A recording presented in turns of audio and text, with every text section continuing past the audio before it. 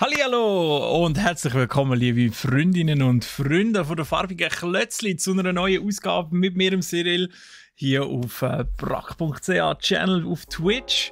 Ich hoffe, euch geht's gut. Ihr seid wunderbar in die kurze Woche gestartet, direkt nach Ostern, gestern Ostermontag. Ich hoffe, ihr habt alle frei gehabt und das nochmal so richtig genossen gehabt. Ja, bei mir ist es ein wunderschönes Wochenende gewesen, sehr erholsam. Bei euch so? Sind ihr auch ein bisschen weg gewesen? Familie, gut gegessen, viel gegessen? Ich habe gehört, die einen sind auch leicht angetrunken gewesen. Ja, gehört offenbar auch dazu, darf man auch. Natürlich im Familienkreis sowieso ja, ein bisschen gemütlich und lustig darf man es dort doch haben. Ich bin selber im brauche schon ein bisschen Wasser. Im Zillertal gewesen, in Österreich, und das ist sehr schön gewesen, muss ich sagen. Wir sind jetzt noch nie im Zillertal gewesen, in Österreich schon, aber Zillertal noch nicht, und kann ich empfehlen. Wir haben dort ein wunderschönes Hotel, respektive so ein Zimmer in einer Lodge recht günstig bekommen, und das hat Spass gemacht, auf alle Fälle. Viel Spa, es war auch scheiß Wetter gewesen. Oh, Schürzenjäger! SCTLC, hey! Grüß dich! Wieder mit dem passenden Emote, wie immer, so wie ich dich kenne. Auch schon das, sehr schön. Ja, Schürzenjäger. Also ich muss mal sagen, die ganzen Österreicher dort hat es gar nicht mehr so viel gehabt. Es war schon ein bisschen touristisch gewesen, aber in dem Hotel, wo wir waren, hat es ein paar wenigstens so gehabt. Aber jetzt nicht so die klassischen, nicht so Ischgl und so Après-Ski-mässig und so, dass das irgendwie drunter und drüber gegangen wäre. Nein, überhaupt nicht. Eben, das Wetter war eh kacke gewesen, wir sind im Spa abgehängt und so, und mal noch irgendwie laufen, und das war's dann auch.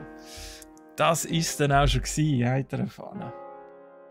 Ja, und jetzt ist Schlägler weg, ist schon wieder der Dienstag ums Eck gekommen, und jetzt sind wir schon wieder da und gehen weiter klötzeln. Ich heb das da mal so in die Kamera. Seht ihr ihn? Da hockt er. Ja, toll, hä? Seht ihr ihn? Da, warte. Da ist er. Da schaut er aus dem Fenster. Der Bilbo. Der Bilbo hockt da drin. Und den tun wir jetzt noch komplett zubauen.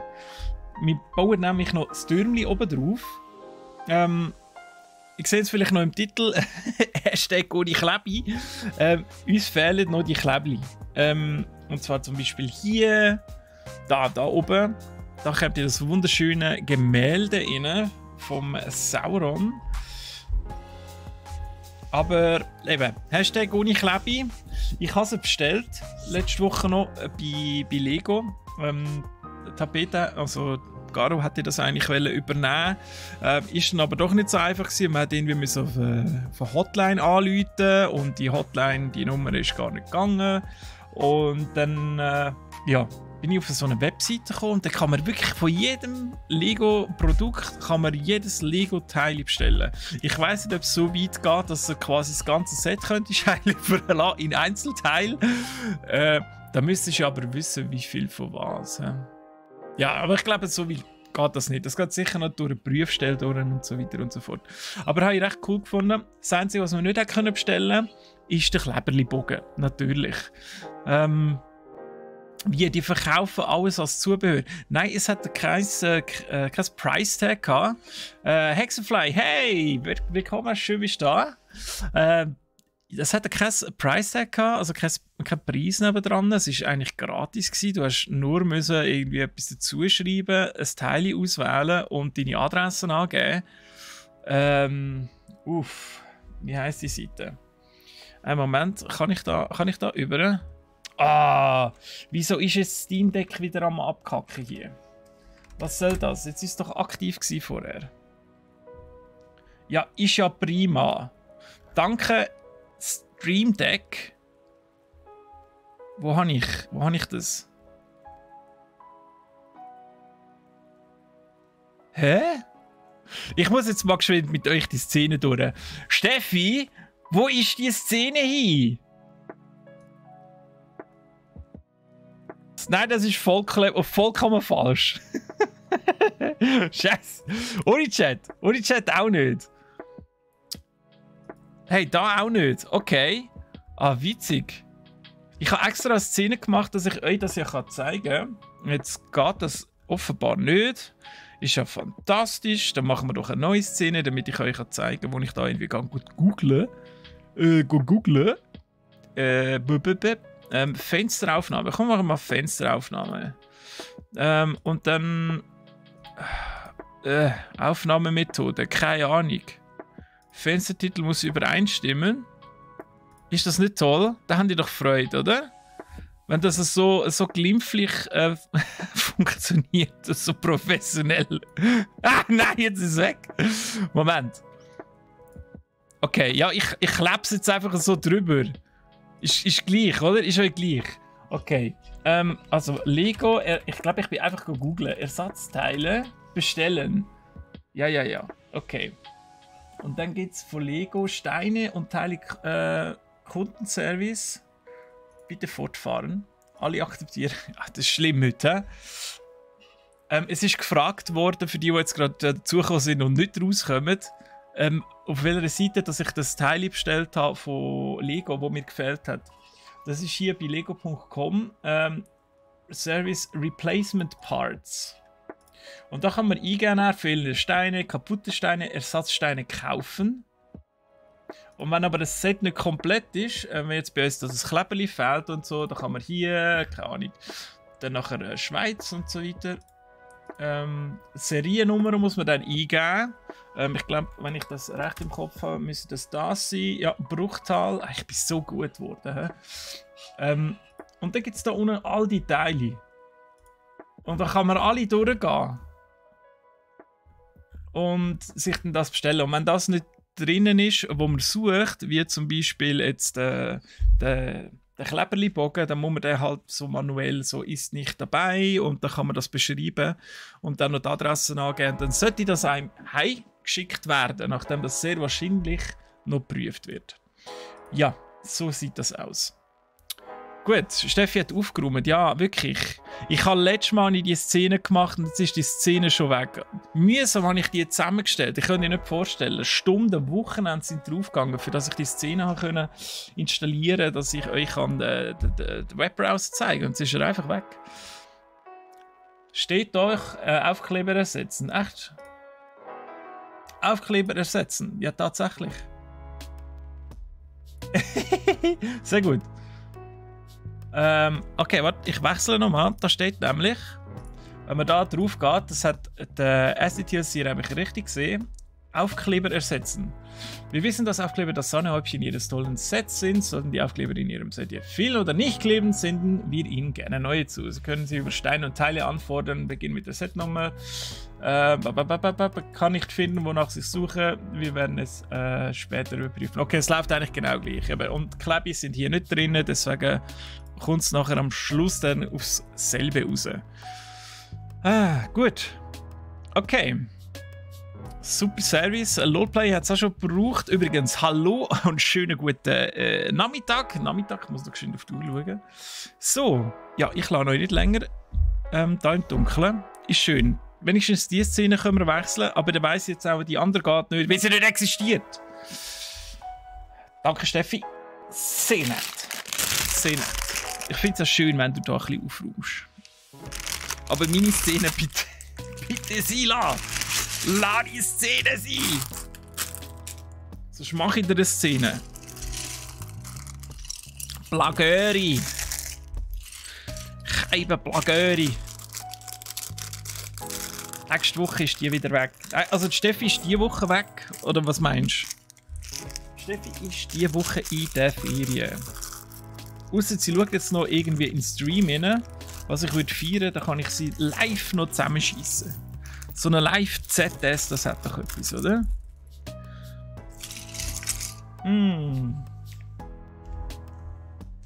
So, ich glaube, ich tue das mal auf diese Seite. Wir versuchen es mal so. Weil es blendet so auf dieser.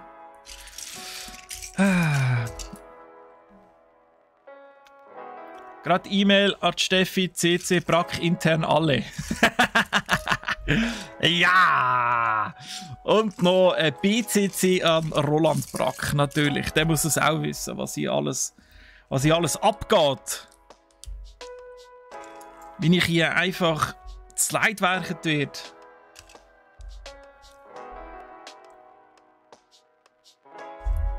Und, was habt ihr Ostern gepostet? Erzählt.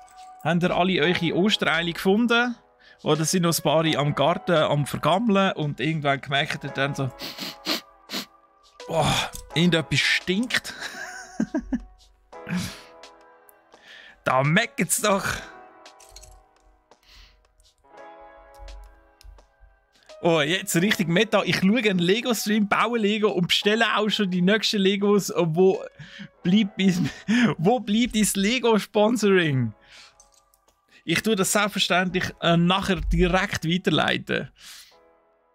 Wir brauchen unbedingt so einen Affiliate-Link. Aber ich glaube, den wird es nie geben. Gibt es das bei irgendjemandem? Von Lego Affiliate-Links, das wär's. Stellt euch vor, wie der Channel würde explodieren. Da kommen die Leute, schauen geschwind 5 Minuten zu, Affiliate-Link graben und tschüss. Wart nie mehr gesehen. Aber du machst das ja vorbildlich. Welches hast du dir jetzt bestellt, LOLplay? Was hast du bestellt wieder? Ich hätte heute fast so einen 5 Kilo Has gekauft für 50%. Ein 5 Kilo Has. Jesus. Also da bist du ja nie fertig, hey. 5 Kilo, wie groß ist der? Ein Meter oder was? Ist der noch gefüllt? Ein halber Meter. Ein gefüllter halber Meter quasi.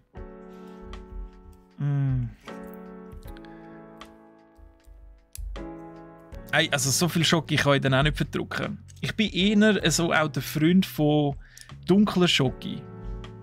So, Leute, kommen raus. Dunkle oder helle Schoki? Oder weisse? Mit und ohne Nüssli. Sag jetzt. Ich habe da den Monk schön rauslassen, tut mir leid. Ich weiß nicht warum. Sind so viele, ich schreibe nur Setnummern. Wow. Wow. Der Profi ist wieder am Werk. Er schaut gar nicht mehr, wie es heisst. Er schaut nur noch Setnummern. Habe ich? Ja, nein, okay.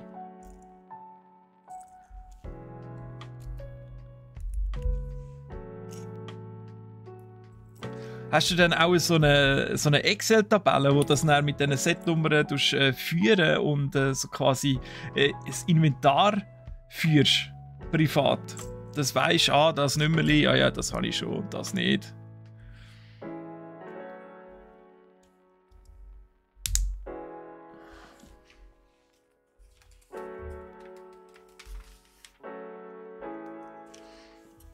So, dann haben wir das ein bisschen führen. Das kommt jetzt nämlich hier an. Schaut mal, wie perfekt das da reinpasst. Da lacht doch das Herz. 76, 9, 17, 76, 9, 14, 76, 9, 16, 18, 15, die alle. Ah ja, da weiss ich natürlich schon. Das ist City Stunts und keine Ahnung, was ist das? Wenn wir mal schauen, was der LOLplay da bestellt hat mit meinem professionellen Tool, das ich jetzt da habe. Ah, warte, jetzt habe ich es natürlich nicht mehr.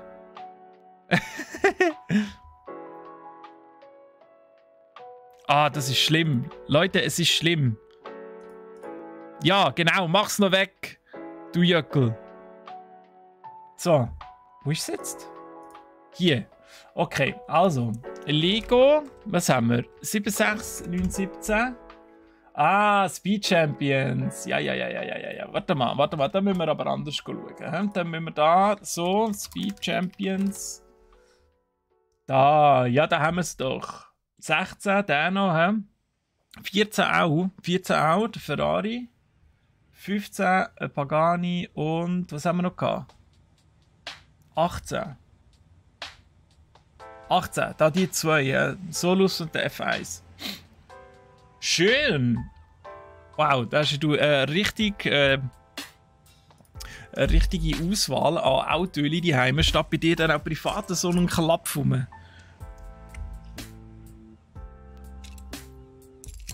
Gestern ist wieder so ein Jungspund an mir vorbeigefetzt mit seinem McLaren P600. Keine Ahnung, der ist vielleicht etwa 24. Schöne Zugernummern natürlich. Und ich noch so dachte,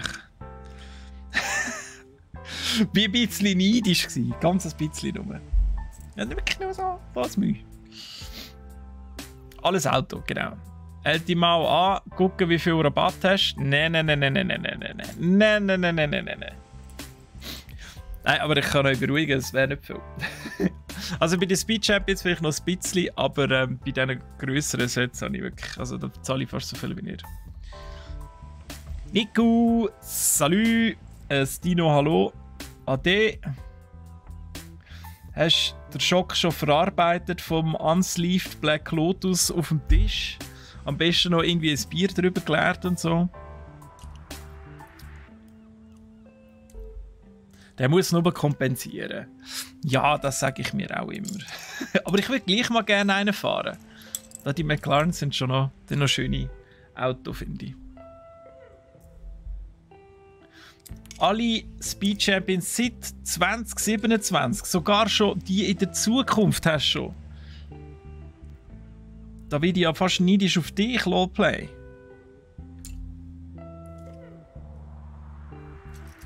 Da bist du uns allen voraus.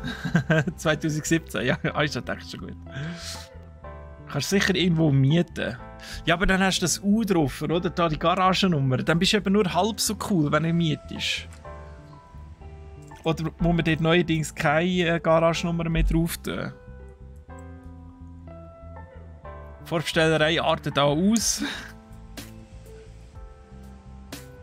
Also mit Lego, oder wie?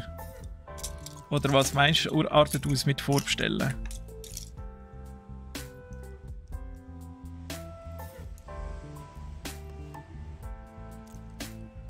Sie spielen scheint mit diesen Karten aber so auf einem Tablet über dem Pool. Ah! Also kurz ein bisschen Kontext. Der Nico hat das Bild bekommen von jemandem, der mit einem ganz alten Magic Deck spielt, mit ganz alten Karten. Unter anderem einem Black Lotus, wo scheint immer noch, so wie er dort war, einen Wert hat von etwa 30'000 Franken. Und mit dem spielt er ab und zu auf dem Pool mit dem Kollegen. Why not? Ich meine, du, wenn du es hast, dann hast du es. Oder dann ist dir doch das gleich. Das ist doch das völlig wurscht. Dann kaufst du einfach wieder einen neuen. So schön mint, so für 450'000 Franken kaufst du eine neue Karte. Das ist doch gleich, wenn die mal da im Pool hineingeht oder so. Das ist doch Peanuts, Leute. 400'000 Franken, haben oder nicht haben, ist doch wurscht.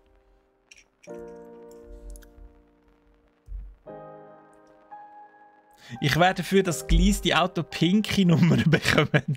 Dass es einfach noch mehr cringe ist, wenn du mit denen rumfährst. Das ist auch gut. Und was machen wir mit diesen ganzen Appenzeller Innerrhoden, mit diesen gemieteten Kerry? Was machen wir mit denen für eine Farbe?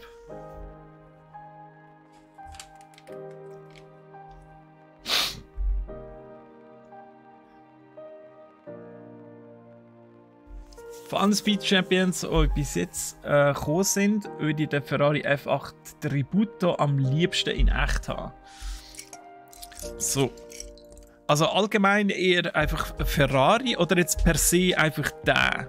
Oder gefällt der Ferrari an sich schon? Ich weiß nicht, ich bin mit Ferrari nie so richtig warm geworden. Mein alter Chef damals im Restaurant-Hotel, der hat einen gehabt. So da der länglich mit dem... Ja, das hilft jetzt mega. He? Mit dem langen Heck hinten dran. Also nicht so purer Supersportwagen, aber halt ein Ferrari. Keine Ahnung, wie der heisst. Ist schön, ja, aber... Ja, ich weiß auch nicht. Irgendwie einfach nicht so mies, die ganzen Ferraris. Ist halt harte Geschmackssache, oder? Die ganzen Ferrari-Fanboys und Girls da draussen, die werden das durch am Rad drehen. Flippst du aus, Orb ins Becken. Ja, ich glaube, dann bist du nachher selber Chaos Gorb. Hey. gurpt. Allgemein Ferrari, dies Italienerherz schlägt in leuchtend grellem Rot.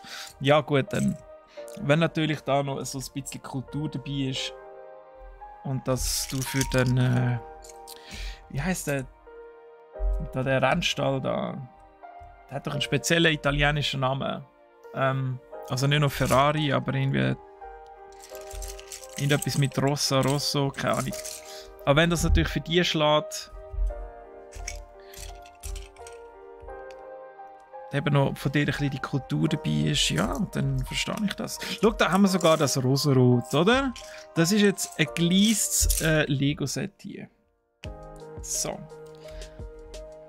Das tun wir jetzt in den nächsten 5 Jahren das abzahlen.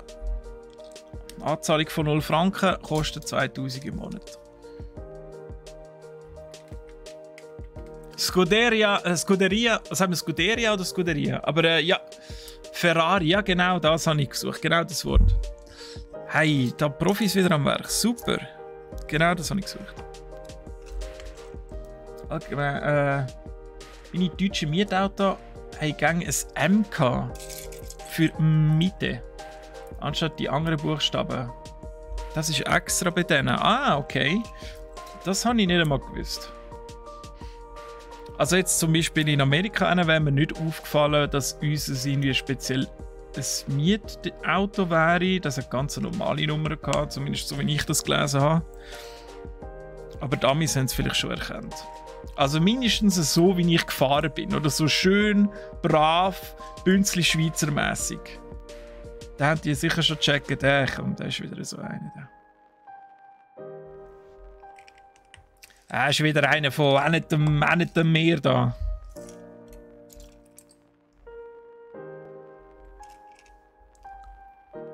Die Figur in deinem Set hat die gleiche Frisur wie der Doc vom Back to the Future Set. Ah, wirklich? Also du meinst, der Bilbo hier, hat der die gleiche Fritte? Schon? Ja, das kann natürlich schon sein. Könnte ich mir gut vorstellen. Würde auch fast passen, wobei, ich glaube, der Doc hat eher noch so ein bisschen grau meliert hat er noch ein bisschen, oder? Also in echt natürlich, nicht jetzt das Lego-Set habe ich leider noch nicht gebaut. Das pinkige Runde triggert die gerade ein bisschen, es tut mir leid. Wir nehmen es auch bald weg. Was ist das, liebe Leute, mit diesen Lego-Sets und diesen farbigen Innereien, nennen wir es jetzt mal? Wieso haben die da immer so viel Hate für das? Das verschwindet doch näher. Das sieht keine Sau mehr. Ich mache jetzt gerade weg.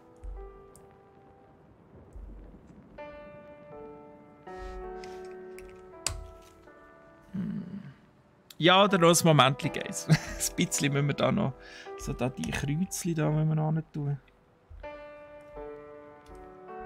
Jetzt machen wir natürlich den Turm, oder? Dann muss es schon ein solides Fundament haben.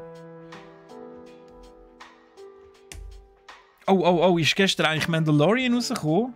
Oder nicht? Weil Osterwährung ist und nur überall so, keine Ahnung, Ben Hur und Spartacus und Gladiator und Jesus Reise nach Nazareth und so.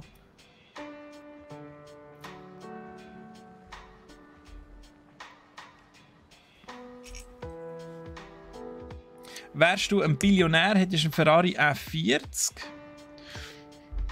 Ich kenne einen, der ist immer mit dem arbeiten im Zug. Da also kenne ich nicht, aber ich habe ihn jeden Morgen gesehen, wo ich noch im Bar gearbeitet habe und auf den Bus gewartet habe. Und der einfach mit seinem wirklich schon mittlerweile verdreckten F40 durchgefahren ist. Ein Testarossa, 458er und ein Daytona. Das wären die Modelle. Ja, aber dann brauchst du natürlich als Billionär auch so eine schöne, am besten eine geheizte, riesige Garage mit so Lift und so. Die kannst du schön positionieren. Und oder? Dann muss das schon das volle Programm sein.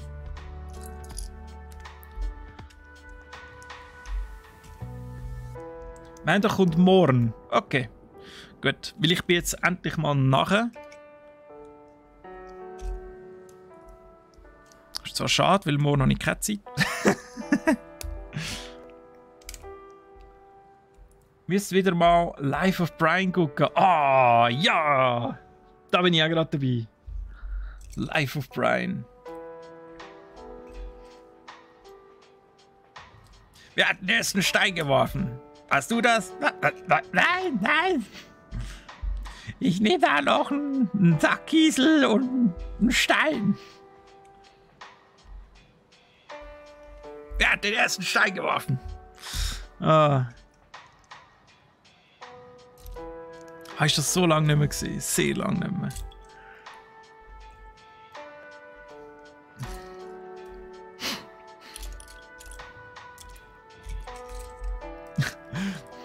Ich will auch Kinder bekommen.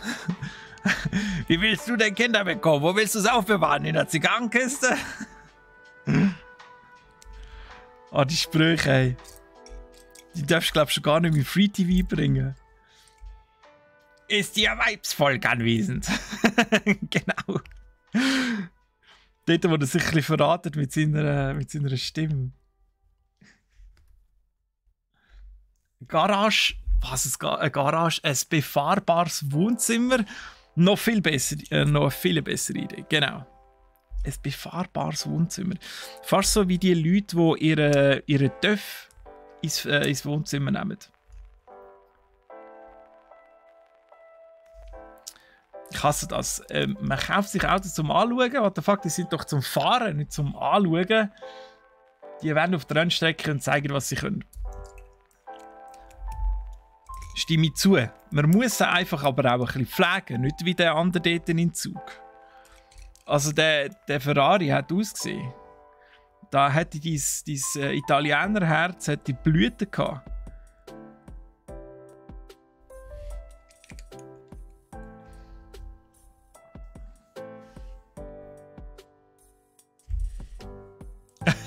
Genau, auf der Rennstrecke. Nicht um einen Bahnübergang geliert wie bei uns vor Jahren. Was? Also jetzt musst du aber erzählen. Also wie? Der ist beim Bahnübergang, ist der stehen geblieben, oder wie? Oder hängen geblieben? Würdest du noch einen Lastwagen organisieren, mit allen 4 Ferraris immer zum Hockenheimring kannst gehen? Ja, oder direkt so eine Villa bauen beim Hockenheimring. Gerade nebendran. Wenn du ja Billionär bist, Milliardär quasi, dann gerade so, oder?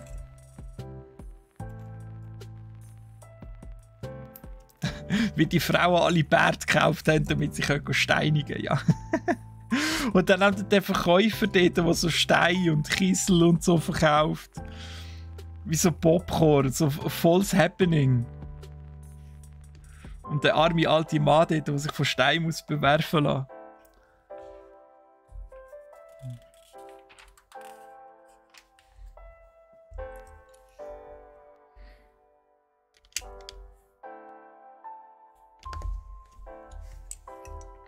So, jetzt ist das Pinke weg. Jetzt könnt ihr wieder schauen. Jetzt ist alles wieder in Ordnung. Oh, nein, ich komme ein bisschen weiter raus. So. Ah, das ist schön, so ein richtig fettes Teil. Das fühlt sich so massiv an. Ist schon schön mit diesen Verzierungen da rundherum.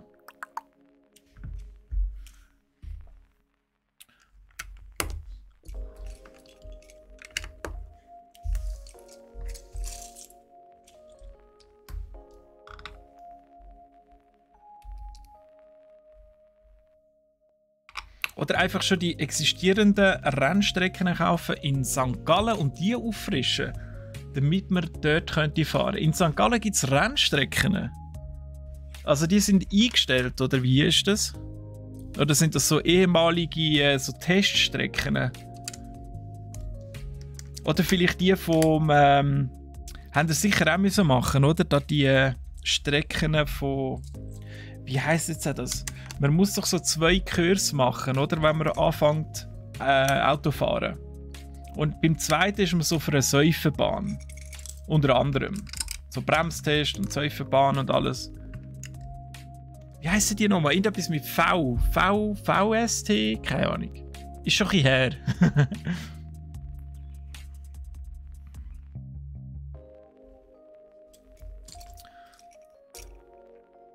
Bei uns macht es ein S ins Dorf rein und so eine Hirni hat gemeint, er könne zügig durchfahren. Dann hat das halbe Dorf wach gemögt. Hat nicht schön ausgesehen. Ah, ja, wieso muss er auch so beim Dorf durchfetzen? Das ist wie der andere dort, der in Spreitenbach doch jetzt am Wochenende über Ostern. Warte mal. Der ist mit 204 Stundenkilometer. Haben sie ihn verwünscht. Ich glaube, ein 19-Jähriger. Wenn ich das noch recht im Kopf habe. Ja, könnt mal ausrechnen, wie lange der nicht Auto fahren darf, wenn er überhaupt noch mal darf. Und dann muss sicher noch irgendwie ins Gefängnis oder so. Also 204. Ade merci. Haben sie jetzt eigentlich das Rundstreckenverbot aufgehoben inzwischen? Was für ein Rundstreckenverbot? Dass man bei Baden nicht mehr bei den Manorkurven dort rundherum fahren und ein bisschen hupen und ein bisschen geil aussehen, oder was?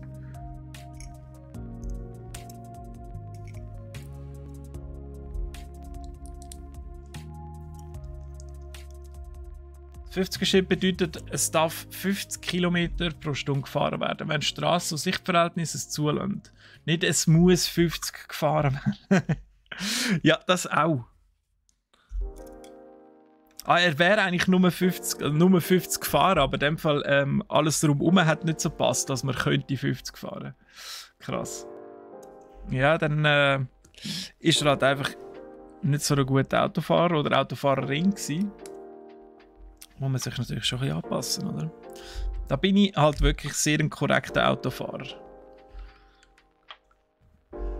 Also wenn ihr da links fahrt und alle hocken zueinander auf und fangen an bremsen und so, dann fahre ich fix nur noch rechts. Da habe ich keinen Bock, nachher noch in den nächsten Unfall verwickelt zu sein. Es gibt, wegen St. Gallen, es gibt eine, auf der ist auch schon Formel 1 gefahren worden. Und dann hat es einen sehr schlimmen Unfall gegeben in Le Mans, okay. Es gibt ein Rennverbot für Verbrennungsmotoren und da ist die Strecke halt dann überflüssig geworden. Aber das Verbot wird jetzt wohl aufgehoben. Und jetzt wäre es halt eine Option, die Strecke wieder zurückzubringen. Oh, okay, interesting. Dann haben wir vielleicht in dem Fall... Oh, da habe ich noch etwas vergessen. Dann haben wir in dem Fall bald wieder eine Formel 1 in der Schweiz. Das wäre natürlich noch cool. Da würde ich auch mal schauen. So in echt ist das sicher noch cool. Sind ihr schon mal Formel 1 so live schauen? Wenn ihr so vorbeibrettert, so Monaco wäre natürlich toll. Sie dort um die engen Kurven herumbrettert. Nach Le Mans 1955, glaube ich, hat es in der Schweiz ein Rundstreckenrennverbot gegeben. Ah, das betrifft auch wirklich nur die Schweiz. Jetzt verstehe ich es voll, okay.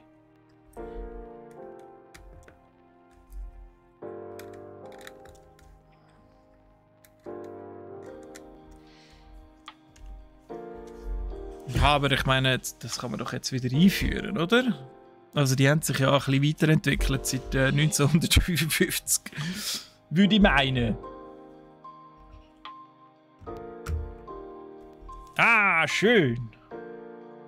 Ein schönes Türmchen gibt das. Ein bisschen Teile übrig haben wir noch, aber das ist schon nicht so schlimm.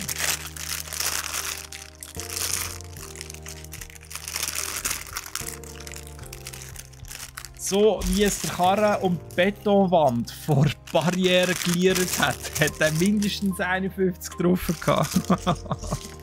Mindestens. Aber auch ihm selber ist nichts passiert, oder ihr? Hoffentlich. Weil wenn sie dann um die Betonwand herumstrahlen, dann ist das schon nicht so toll. Formel 1 ist ultra geil. Mein Vater hat das immer geschaut. Es war so gleich langweilig wie Skifahren für mich. Das ist alles irgendwie so, ich kann immer Batman schauen. Dann hat er aber immer so seine doofen Sportsendungen müssen schauen. Aber live schauen, das würde ich jetzt noch. Live schauen.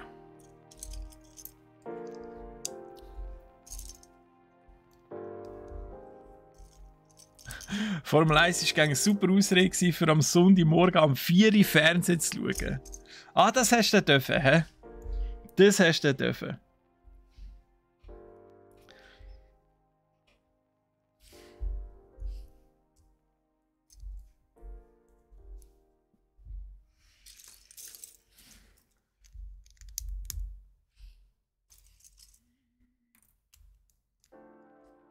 Der Wirtschaft würde es gut tun.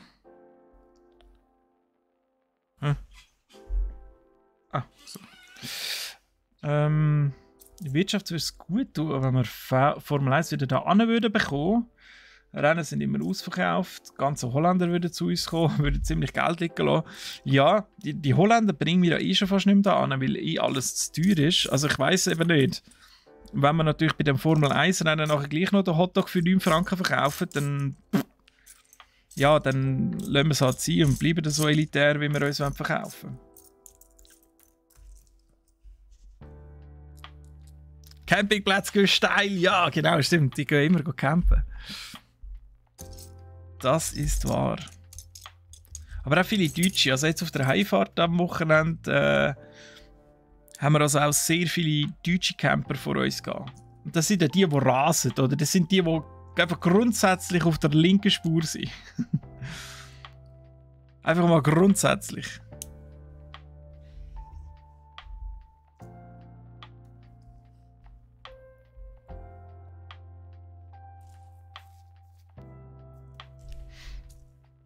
Ah, der knapp noch gelebt. Okay. Ja, der wird wahrscheinlich in dem Fall nicht mehr so fahren.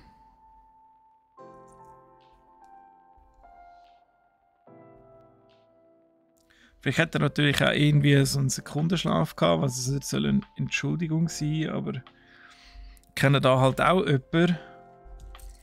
Ja, und je nachdem, was da noch für Konsequenzen daraus entwachsen, ist das halt schon nicht so eine schöne Erfahrung.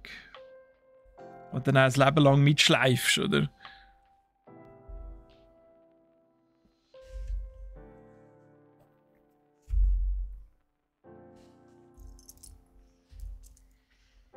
Formel 1 in Australien, dein Papi hat dich immer geweckt, damit kannst du mit ihm das Rennen schauen. Ah, das ist aber auch schön.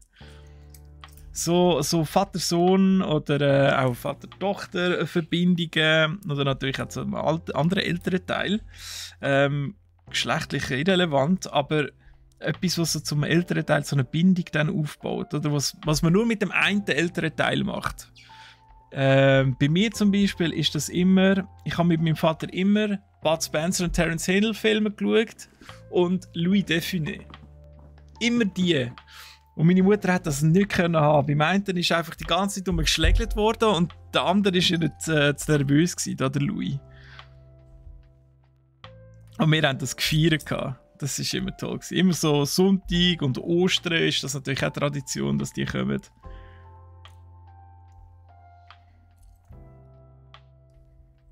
Der Louis Define ist übrigens der da mit Nein, doch, ah!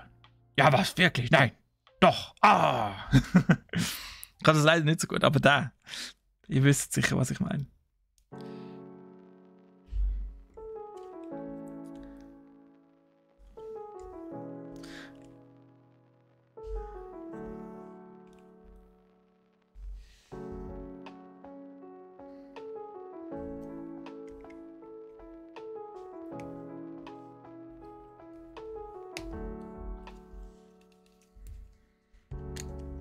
He.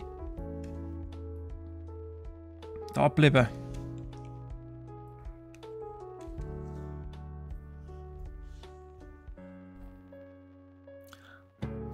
Rechtsfahrgebot plus T.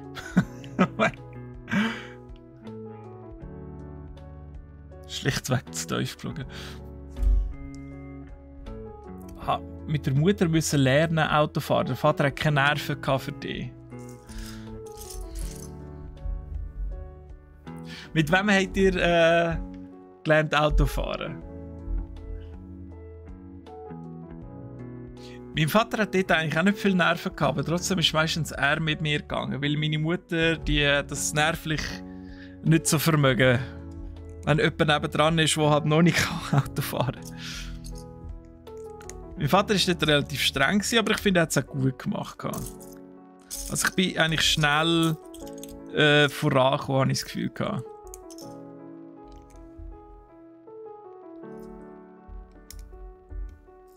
Aber so jemandem müssen Autofahren beizubringen, ich glaube, ich könnte das nicht. Hey. Ich hätte keine Nerven dafür. Du mal schalten. Nein, anders. Einfach so machen, so. Dann schmeckst du langsam das Getriebe, oder? Und denkst einfach, oh, mein schöner Karren.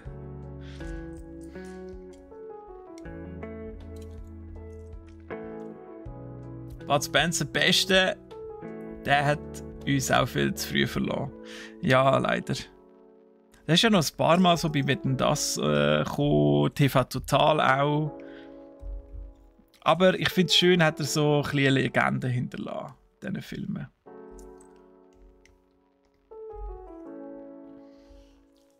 Eine Woche nach der Prüfung bin ich 3 Tage an einer LAN-Party gewesen. Dann hat es der Bruder geschickt, mich zu holen. Also hast du einfach nicht von der LAN heimgehen, oder was?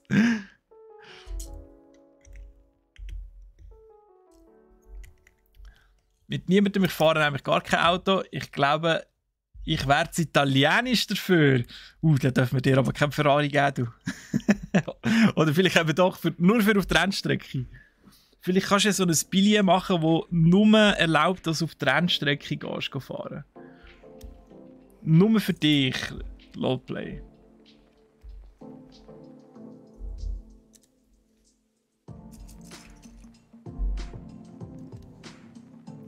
Als wir zu New York waren, ist der italienische Kollege gefahren, er voll im Element und mit der Todesangst. Die kennen, glaube ich, aber nicht. Wobei, da in der Schweiz, da fahren ja die Italiener fahren immer 100. Kann mir mal jemand erklären, warum? Braucht man keine Autobahnvignette, wenn man nur 100 fährt, oder was?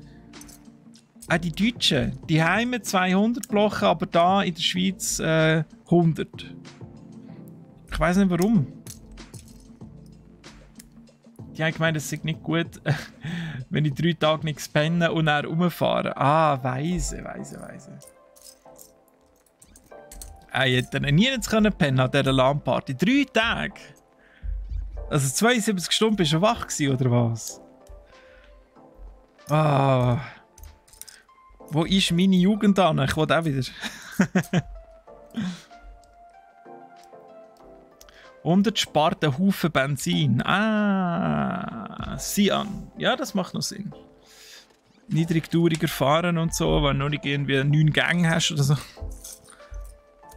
Aber macht es ja gleich keinen Sinn, wenn du die Heime gleich 200 blockst. Aber für grosse Strecken, ja, sehe ich jetzt noch. Also ich bin stolz. Ich bin jetzt mit meinem alten V50, Volvo V50 Kombi Diesel, bin ich jetzt auf einem Durchschnitt von 5,2 Liter unten. Weil ich einfach fast nur Autobahn fahre. Da bin ich fast ein bisschen stolz auf mich. Da mache ich gut etwa gegen die 900 km pro Tankfüllung.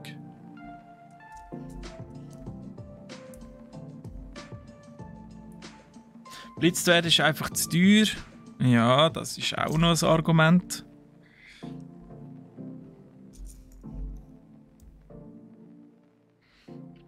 So, das dürfen wir 4-mal machen. Hm?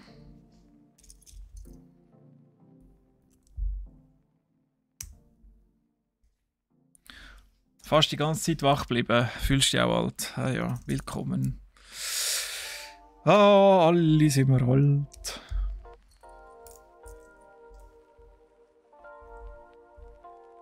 Ich muss sagen, in Italien sind Verkehrsregeln auch nur Empfehlungen. Und nicht Regeln. Es funktioniert super. Wer zuerst hupt, hat gewonnen. Oh Gott, nein. Ah, ich bin noch nie dort oben Auto fahren. In dem Fall gehe ich jetzt auch nie. Da ist mir mein Leben doch wichtiger. Das sieht fast so, es klingt fast so danach wie die haben das sicher auch schon gesehen, die gehen ja immer im Internet um, da die Kreuzungen in Indien, wo auch einfach mal fahrst und dann irgendwo, keine Ahnung, irgendwo geht es auf, Reissverschluss, quer, diagonal und so, die kommen dann aneinander vorbei und es gibt irgendwie keinen Unfall. Du hast dafür vielleicht 10 Jahre weniger Lebenserwartung aufgrund des Nervenverlusts. Aber es geht.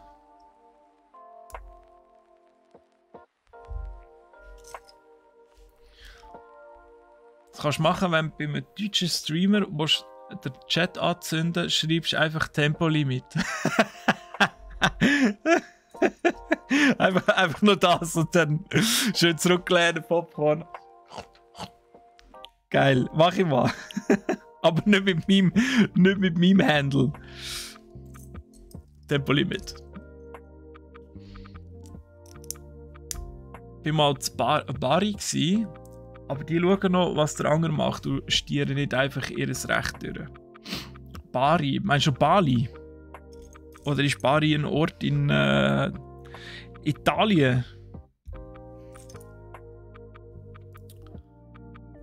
Ach so, nicht, du wirst es bereuen. Straßen sind katastrophal und jeder fährt gerade so wie er will. Also du hast einen Ferrari oder Lamborghini, der wird Platz gemacht. Ja, da die Autobahnpolizisten, die haben doch so ein paar Lamborghinis bekommen vor ein paar Jahren.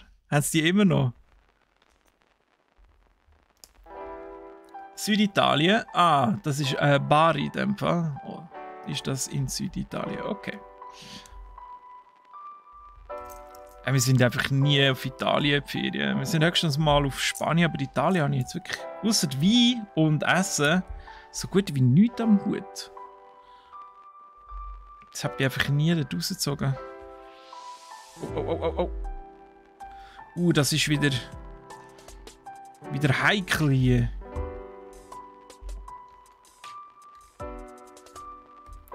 Nicht zu fest drücken. Einfach nicht zu fest drücken. Ich sage nicht zu fest drücken. So.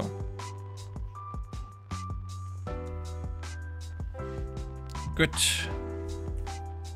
Und jetzt noch 4-mal die andere Richtung, natürlich. Es war schon cool am Abend.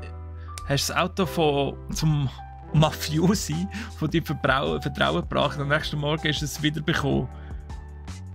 Wenn du 20 € hast gegeben. Plus natürlich noch die Reparaturkosten, oder was? Ist ja geil. Und sonst einfach so... Auto? Welches Auto? Gehen Sie mal weiter. Okay. Entschuldigung. Die Polizei in Italien ist eine Katastrophe. Wenn du einen Ferrari hast, nehmen sie die raus, aber nicht, weil du zu schnell bist, sondern zum Föteli machen. Ah, gut. Ist ja witzig.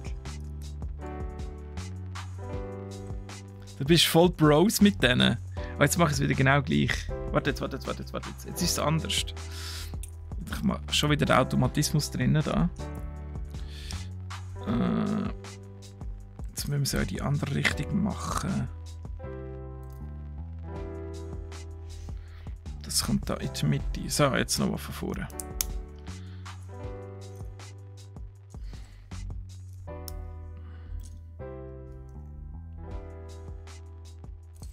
So, ich muss mal einsteilig schön machen, dass wir das als Referenz haben.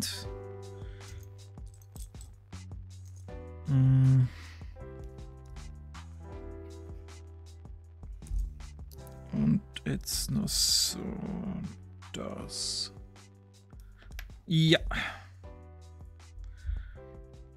Okay, das sieht gut aus.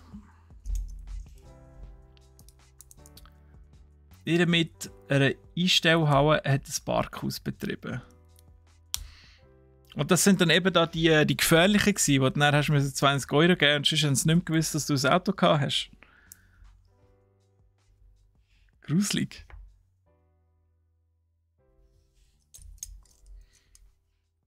Kaputt ist aber nie etwas gegangen. Ja, die haben ja wahrscheinlich auch ein bisschen eben, Namen aufbauen, oder? Und vertreten. So, hey, denen kannst da vertrauen, oder? Da Don Corleone und so.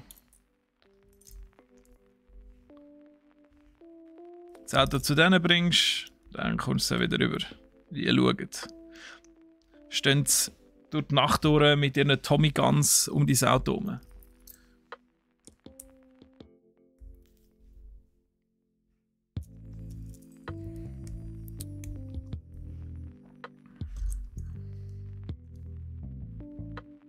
Eigentlich schon verrückt, dass die immer noch so viel Einfluss haben, da die ganzen Familias und so.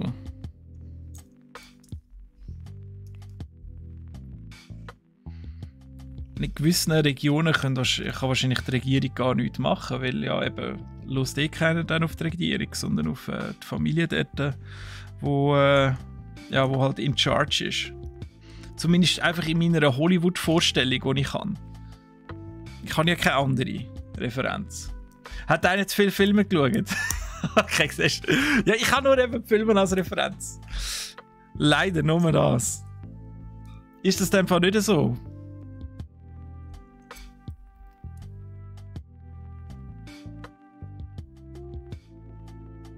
Sie sind ganz zufrieden gewesen, sogar das ganze Wochenende 25 bekommen, das es nicht gebraucht. Okay, aber haben Sie denn dieses Auto gebraucht? Hast du mal auf einen Kilometerstand geschaut? Oder haben Sie geschwind noch irgendwie Leichen verbuddelt, weißt? Und dann hat es eigentlich noch die ganzen DNA-Spuren bei dir im Auto, aber du weißt es gar nicht. Hat schon recht besser mit der Mafia. In den 90ern war es ja richtig schlimm gewesen.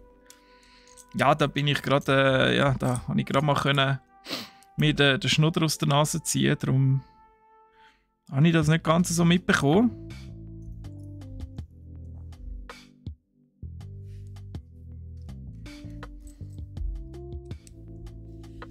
So, die sehen alle gleich aus, hä? Schön. Dann so. Schau mal, wie sich das so einfügt. Wie ein Putzle. Das ist schön. Das ist richtige Klemmbausteine-Erotik hier. Wenn das so wunderschön aufgeht. Das sieht jetzt richtig cool aus, oder? Wie es da auf die Seite so ein bisschen geht und so. Das sieht wirklich aus wie Gemäuer. Es Gemüer. So, jetzt gibt es noch ein Geländer. 4 von denen. Das Grünspan auf dem Dach. Richtig erkannt. Der grüne Spargel blüht schon im Frühling.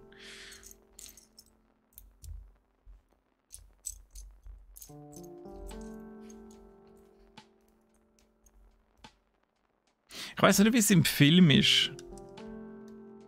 Also ich glaube nicht, dass die Kupfer verwendet haben. Wo dann so Grünspan hat oder so. Oder was meint ihr? Warum ist das Dach grün? Es könnte doch einfach so Holz sein, was so ein bisschen belaubt ist oder so.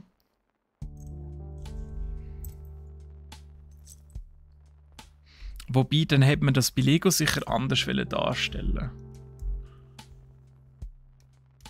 Dann hätte man auch so ein bisschen Laub drauf da. Könnte schon Kupfer sein? Ja, dann müssen wir jetzt so einen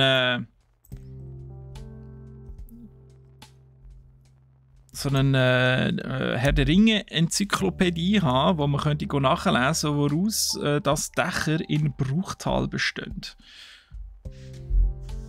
So jemand, der elbische Architektur studiert hat. Das wäre jetzt von grosser Hilfe.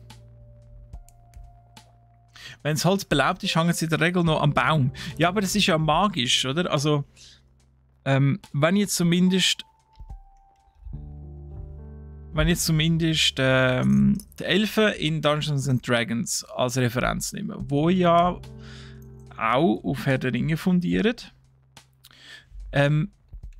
dann ist das alles auch ein bisschen mit Magie gebaut worden und viel Natur drin verwoben worden.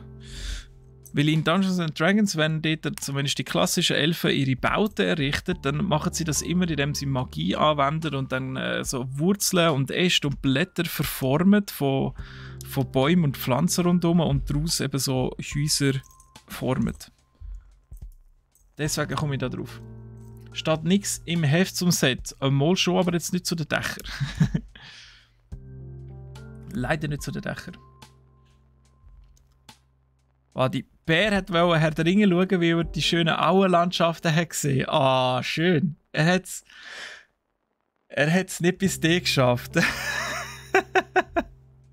Also hat ihm einfach der Film nicht gefallen in dem Fall. He? Ist ihm zu viel Fantasy. Das macht ja alles gar keinen Sinn. Das ist völlig unrealistisch.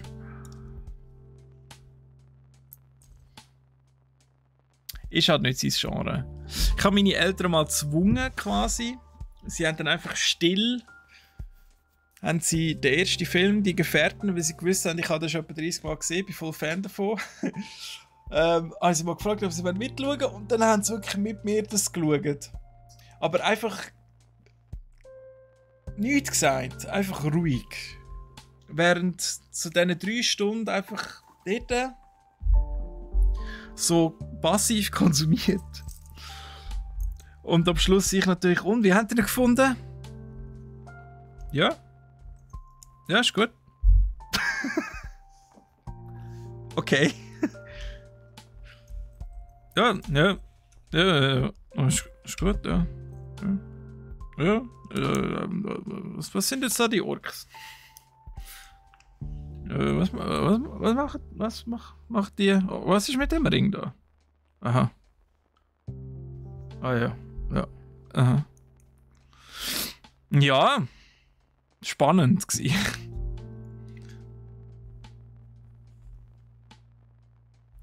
So. Nein. 4 Dächli gibt es.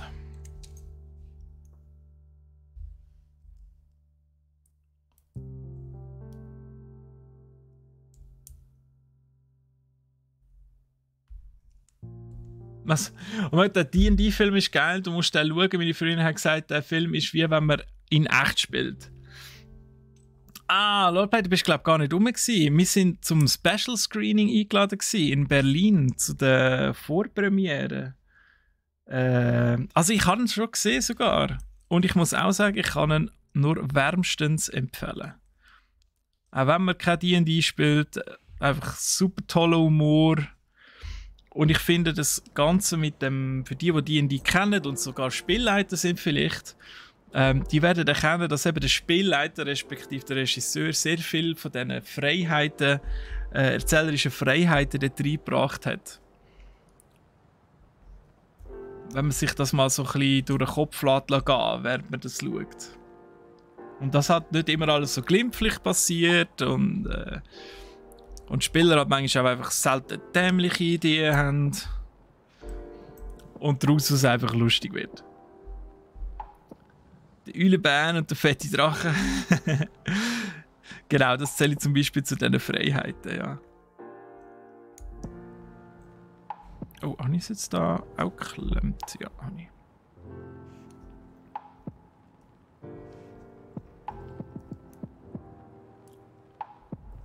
Wenn er heimgekommen ist, er aber in die Stube gekommen und das Erste, was er gesagt hat, war, was schaut ihr wieder für einen Seich? Den Spruch habe ich aber auch oft gehört. Den habe ich aber auch oft gehört. Auch mit Games und so. Was spielst du wieder für einen Seich? Das ist kein Seich, das spielen alle. Da hast du meistens irgendwie so versucht, so ein bisschen zu beschwichtigen, indem du einfach gesagt hast, alle spielen es. Alle. Wer ist alle? Ja, der Tobi und der Pasco und der Rüdu, der Uli auch. Alle.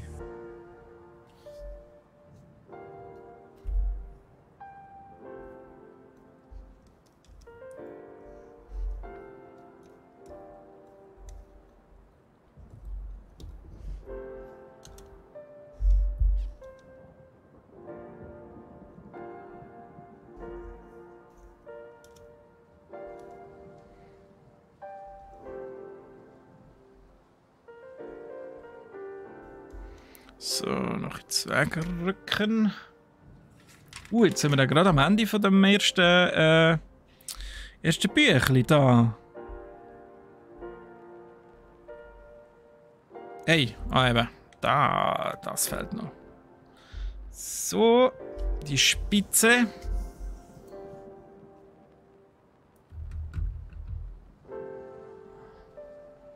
Wow!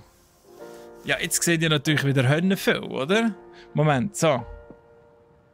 Jetzt haben wir den ersten Teil abgeschlossen vom Herr der Ringe Bruchtal mit dem Turm. Jetzt sehen wir, seht ihr noch? Im Dunkeln hockt der Bilbo, da vorne da. Man sieht wirklich fast nicht mehr. Von dieser Seite erkennt man ihn noch. Der schaut jetzt da einfach in den Turm rein. Aber es ist mega schön, oder? Mit diesen Statuen da unten dran. Und dann die Verzierungen, die es überall hat. Richtig toll. Auch so ein bisschen die Ungereimtheiten, die es hat, mit dem Dunkelgrau zum Beispiel. Ich finde, es gibt noch so ein bisschen Charakter drin auch. Schön. Ja, ich hoffe, wir kommen irgendwann noch Klebis über. Das wäre es natürlich noch. So. Ja, machen wir weiter, oder? Ich hole das zweite Büchlein.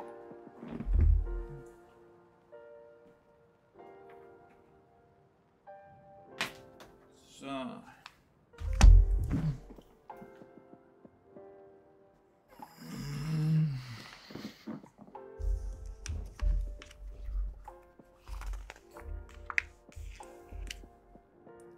Was, wo die Kettensage bei Doom entdeckt hast, hast du gerade einen Moment nicht mehr gamen. Ja. Da habe ich auch noch gerade nachher eine Geschichte dazu. So, was machen wir jetzt? Jetzt machen wir ein bisschen Terraforming. Oh, ich sehe natürlich nichts, das ist fantastisch. Ein bisschen Terraforming. Da unten mit dem Flüssli und mit den Bäumchen auch noch. 12, 13, 14, 15. Mal schauen. Oh, und wir brauchen noch ein extra Teil, da die grosse braune Platte. Die muss ich geschwind noch holen.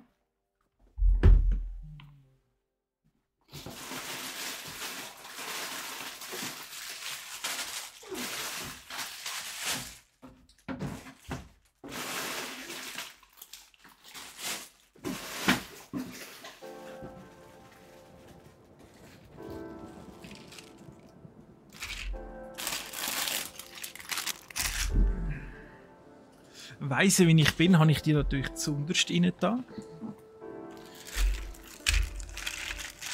So, die da. Die dunkle, quadratische.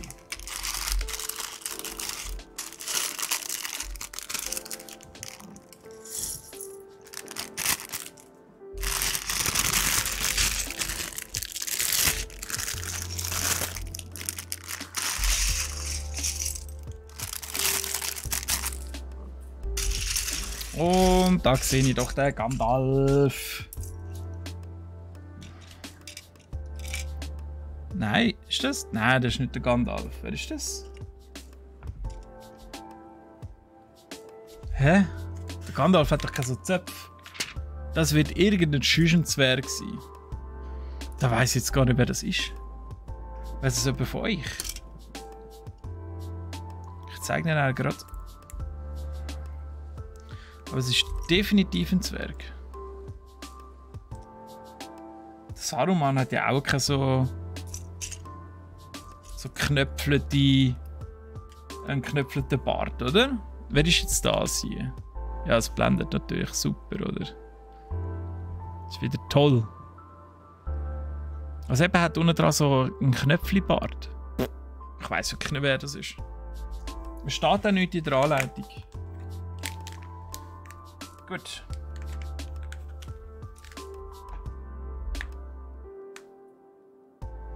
Du hoffst, wir sehen uns dann mal an der Faba? Ja, also ich bin dort, du musst einfach vorbeikommen.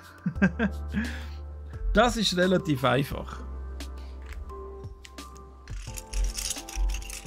Da müsst ihr einfach an die Faba kommen und dann an unseren Stand. Und dann sagen der Hoi, ich bin der. Dann sage ich ja Hoi und ich bin der. Balin. Der Balin, ja natürlich. Der ist doch grau geworden, oder? Also jetzt... Ja, das könnte durchaus der Balin sein. Der hat ja... Nein. Nein, stimmt nicht. Das kann nicht sein, oder? Das ist ja Herr der Ringe. Dann ist der Balin doch schon tot. Weil der ist ja im Moria im Grab. Also der Balin kann es nicht sein.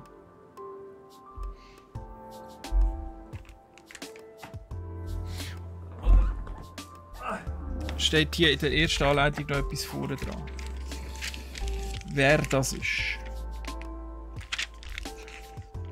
Bilbo. Du hast ja den Ring immer noch in deiner Tasche. Also da vorne dran steht nur Arwen und Gimli. Von diesen 2 Figuren, die erklärt werden. Wer das mit den grauen Haaren ist. Einfach nur ein Statist. Ein Statist, der so wichtig ist, dass er da unten noch so ein Figürchen bekommt. Wer ist das? Ja gut. Und ich wollte ja noch eine Geschichte erzählen. Eben. Sie hat mal nicht mehr spielen, wo die Eltern gesehen haben, wie er Ketensage bei Doom verwendet. Bei mir war das mit Diablo 2. Ich hatte das bei meinem Kollegen gespielt. Der hat in seinem Keller alles Mögliche dürfen. Run Hill, merci vielmals für ein Follow. Hey, schön bist du da. Ganz, ganz lieb. Danke 1000. Hoffe, es gefällt dir in dem Fall, wenn du ein Follow da lässt. Das freut mich und alle natürlich immer besonders. Sehr, sehr schön. Ja, anyway, ich kann ja nur die Geschichte erzählen. Eben, beim Kollegen haben wir alles können spielen. Der hat einen Keller gehabt und seine älteren Brüder war noch dort unten und die haben irgendwie alles dürfen zocken. Die Eltern haben da nicht gross geschaut. Und dann eben einer ist auch Diablo 2. Das ist natürlich das Ding gewesen, oder? Wenn du cool sein wollte, dann hast du einfach müssen Diablo 2 haben. Ja, und dann ich natürlich mal zu baden im Exlibris.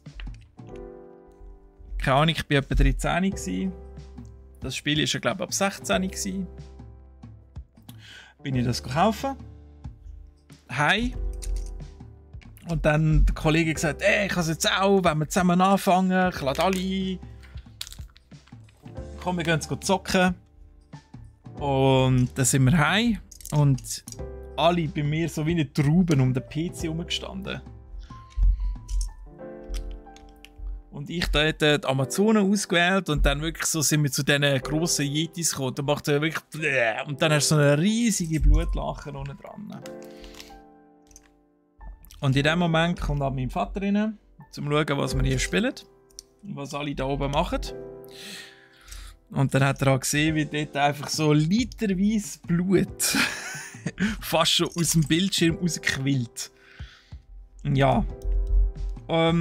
Dementsprechend hat er dann auch gerade alle rausgeschmissen von meinen Kollegen. Und dann hat er mich quasi nicht an die Ohren gezogen, aber halt so nachher so, jetzt pack ich das Game, jetzt gehen wir runter, wo hast du es gekauft? Exlibris, gut, jetzt gehen wir. Dann sind wir dort zum Exlibris und er hat wirklich die Verkäuferin dort noch zusammengepfercht, was in der Zwischenzeit eine andere hat müssen sein, weil es ist sicher schon Tag 2 vergangen. Hat er die so richtig zusammengeschissen gehabt, was ihr dann eigentlich einfällt, so einem Minderjährigen hier so ein Spiel zu verkaufen, was er sich da dabei überlegt und so, soll das sofort zurücknehmen und ich habe natürlich auch noch einen riesigen Zusammenschiss kassiert. Ja, und dann ist das dann auch ein Weile für mich und Games. Hat dementsprechend auch lange dann auch keine Konsole dürfen und alles. Das ist dann auch noch so weit gegangen, dass ich mal damals so im World of Games bin ein Game gekauft vor Ewigkeiten und habe dort wie hat das geheißen? Red Faction.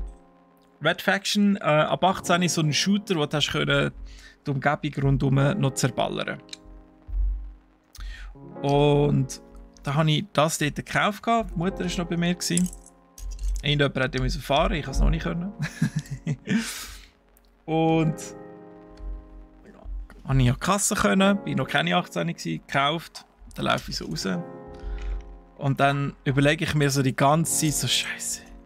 Ja, wenn jetzt das meine Eltern sehen wieder und so, und dann muss ich es wieder abgeben und so. Und dann habe ich, das hat so eingefahren bei mir, dass ich dann nochmal rein bin und an die Kasse bin und gesagt habe, Entschuldigung, ich darf das Spiel nicht haben. Aus Eigeninitiative. Und dann hat er gesagt, ja gut, dann willst du dir ein anderes Spiel aussuchen. Ich bin überzeugt, dass das der Oli ist, wo ich heute mit ihm zusammenarbeite übrigens. Und dann habe ich mir dort Rumble Racing ausgelesen. Und falls irgendjemand von euch noch eine PlayStation 2 hat, das Spiel nicht kennt, kauft es euch. Irgendwo auf einem Marktplatz oder so.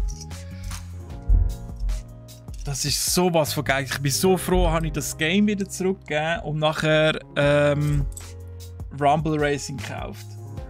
Das ist so mit so wie so Hot Wheels Auto gsi, so völlig überdrehte mit coolen Strecken, wo hast du Power-Ups aufsammeln, wie so ein Tornado, wo dann alle so umgewirbelt hat. Da hat es immer Chancen gehabt auf den Strecken, wo du Backflips und Spins und alles machen. Und da hast du natürlich Boost bekommen und alle Kerren haben noch 3 Stufen gehabt, wo sie dann immer krasser ausgesehen haben. Das ist wow, das ist so ein gutes Game gsi. Das ist echt ein Top-Game gsi. Da würde ich mir sogar wünschen, dass es mal noch so einen HD-Ableger bekommt. Also so, oder der zweite Teil. Genauso wie Revolt. Leute, kennen ihr Revolt noch? Das ist auch so ein Mario Kart ohne Mario mit ferngesteuerten Autos gsi. Wo du irgendwie im Spielzeugladen rumgefahren bist oder im Naturwissenschaftsmuseum, in der Nachbarschaft und so. Das war also super gsi. Als kleiner Golf haben die Games auch einfach noch viel mehr geflasht, oder? Was hat euch so in der Jugend so richtig geflasht an Games?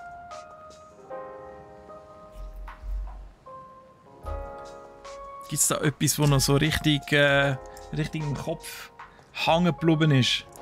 Erziehungsmaßnahmen hat funktioniert? Ja, tadellos sogar, ja.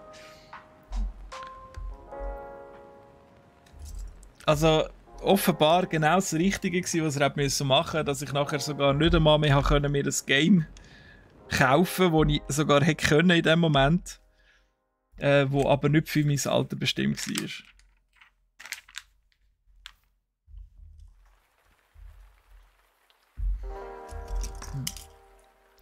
Age of Mythology. Das ist Age of Empires gewesen, oder? In dem mythisch-griechischen Setting, oder? Ich glaube, ich habe das auf Steam, aber noch nie gespielt. Das ist so etwas, was mir leider ein bisschen vorbeigegangen ist aber sicher auch mega toll. Also es scheint auch immer noch eine grosse Fanbase zu haben, das ist das, was ich weiss. Wie auch, was ja letztens ein Remaster rausgekommen ist, das Pharaoh. Zum Beispiel auch so etwas. Ich glaube auch ein bisschen aus dieser Ära, oder? Von Age of Mythology, glaube ich. So ein bisschen um diese Zeit rausgekommen.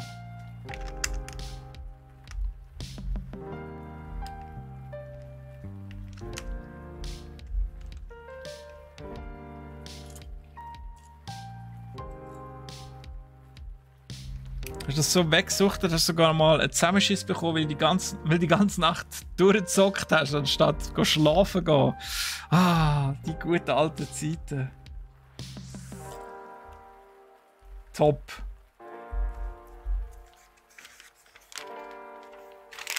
Ja, das erinnert mich ein bisschen. Ach, ich muss mal da abziehen. Das erinnert mich so ein bisschen an die Zeiten, wo ich noch MMOs so richtig bis in die Nacht gesuchtet habe. Und jetzt auf Gefahr hin, dass ich das schon mal erzählt habe, aber der eine Sommerferien, Hashtag Sommerferien, der Kollege noch bei mir gsi, immer bei mir pennt, meistens dann. Haben wir ein MMO gespielt, Dark Age of Camelot. Bin mir fast sicher, ich habe es schon mal erzählt. Ich sage es einfach. Und ich bin ganz kurz vor Level 15 gewesen. Und bei meinem Charakter ist Level 15 ist so etwas gewesen, da hast du nachher so richtig geile Fähigkeit bekommen, dass du so ein halber Hirsch geworden bist, so, keine Ahnung, 3 Meter groß und so, mega viel HP und mehr Damage gemacht hast und alles. Und wir sind so auf einem speziellen Platz gewesen, wo es recht starke Monster gehabt hat. Aber auch viele Erfahrungspunkte natürlich gegeben hat.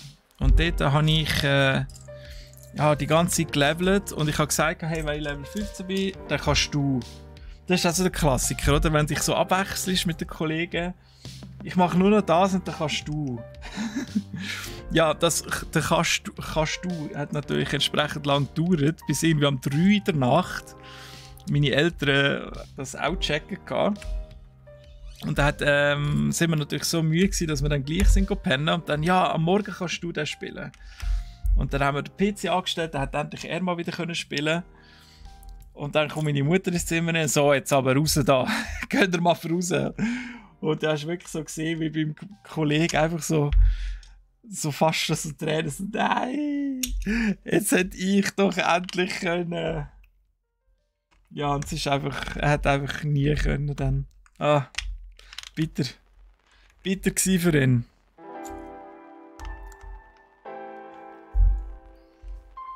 Hey, ich habe da irgendetwas übersprungen. Warte, ich habe jetzt weit vorgeblättert. Oh, okay. Warte jetzt. So.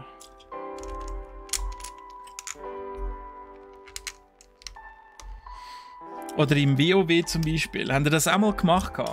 Falls ihr das MMO gespielt habt. Es hat in dem Schneegebirge, wie hat das geheißen, Winterquelle oder so, hat es einen Rare Mob gegeben, also ein Monster, das nur zu spezifischen Zeiten nur eins für den ganzen Server spawnt. Und als Jäger hat man das können tamen, also zähmen, und dann hat das einem nachher als Begleiter begleitet. Und ich habe mir dort wirklich eine Woche lang der Wecker gestellt gehabt. Am 3 in der Nacht, damit ich der Erste bin. Aber es hat immer noch so einen anderen Jäger gehabt, der einfach schon vor mir wach war und gewartet hat. Und ich habe es nie bekommen. Irgendwann bin ich auch einfach zu müde gewesen.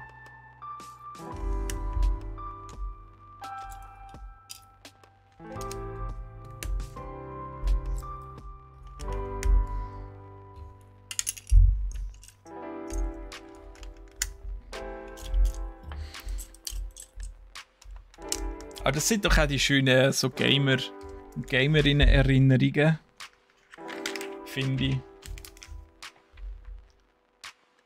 Es gibt immer einen, der schneller ist. Ja, leider hat es den wirklich gegeben. Immer einen, der den Wecker noch früher gestellt hat. So Hype.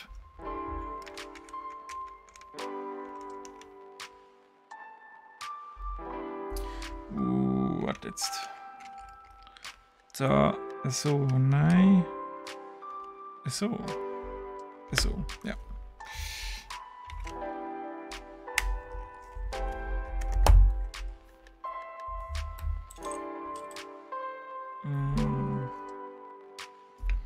Die da vielleicht zuerst.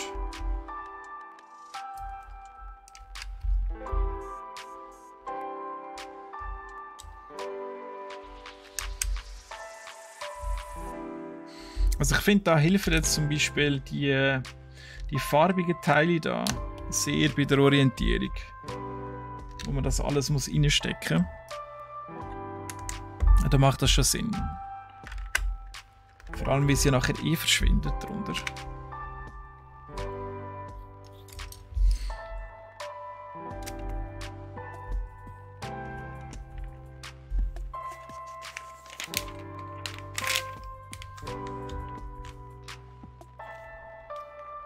So, wieder ein bisschen Blümchen.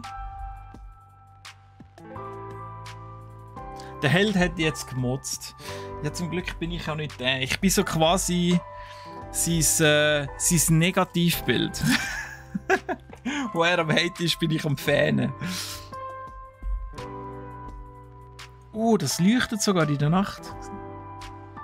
Ja, das sieht man jetzt nicht groß. Das werdet ihr unmöglich erkennen. Ja, das wird schwierig. Also, ich sage einmal so, das weiße Teil, das leuchtet in der Nacht noch. Da der kleine Leuchtpilz. Also die farbigen Teile, solange die nicht siehst, ist doch das Wurst.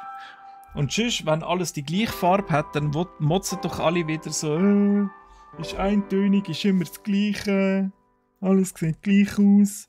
Kannst du niemandem recht machen.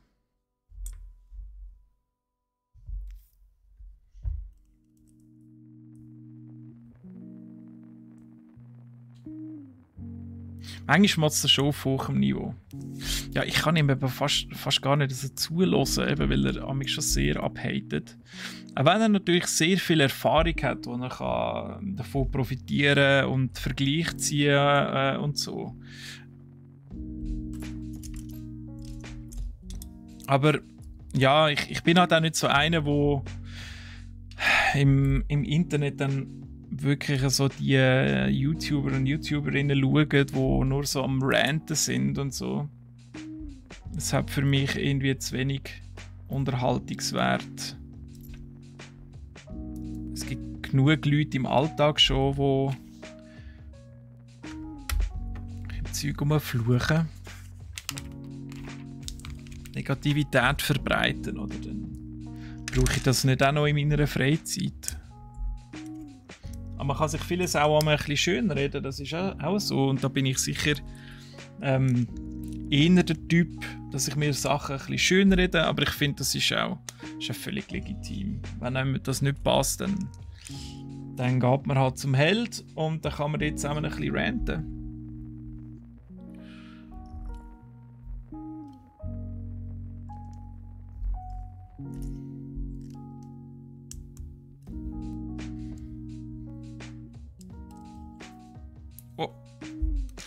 Oh. Eins zu weit.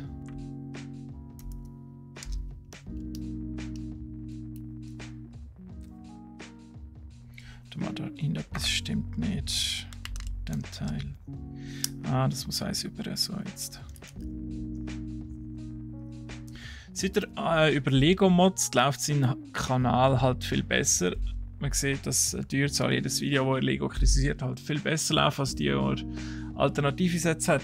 Ja, das ist ja generell so ein YouTube-Phänomen, oder? Das sind die polarisierenden Meinungen, wo du entweder über etwas voll abhypst oder halt etwas richtig in den Dreck ziehst. Oder durch den Dreck ziehst. Und darum wird das natürlich dann entsprechend retweetet, oder? Und die Leute können zuerst das anschauen. Ich meine, genau das gleiche zum Beispiel Phänomen haben wir mit Magic the Gathering. Wir sollen dort ein neues Set kaufen. Da können viele halt schauen, was sagt der Professor. Wenn der sagt, es ist ein geiles Set, dann geht das durch die Decke. Wenn er sagt, kauft es nicht, dann kauft es niemand. Und genauso funktioniert das beim Held auch, oder? Er ist völlig überteuert, kommt viel zu wenig über für das, was er da an Geld ausgibt. Dann kauft es niemand. Und das generiert natürlich mega viel Traffic, weil alle dann es retweeten und weiterleiten und schon gesehen. Und der Held ist ja nicht dumm, oder? Er hat ja auch ein Business, das läuft, und dann ist klar, dass er das macht, was bei ihm viel Traffic generiert. Jetzt haben wir da aber schon noch ein paar Teile, hä? Also ein paar Einführungen da. Habe ich jetzt alles verbaut? Das zum Beispiel nicht. Da ist noch ein weißes drunter, das habe ich gesehen. Da die halbe graue. Ah, das habe ich noch übersehen.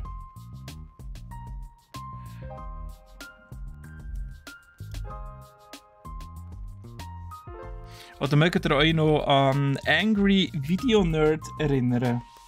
Er ist zum Beispiel auch einer, der das zum Markenzeichen gemacht hat, dass er halt voll am Ragen ist, während er das Game zockt. Ich glaube, Superman 64 Angry Video Game Nerd Review ist damals, wo YouTube noch fast frisch war, ist das wirklich eines der meistgeklickten Videos gewesen im Gaming-Bereich. Wie das so extrem polarisiert hat. Weil das auch einfach sehr lustig war, weil er halt völlig ausgerastet ist bei diesem Game.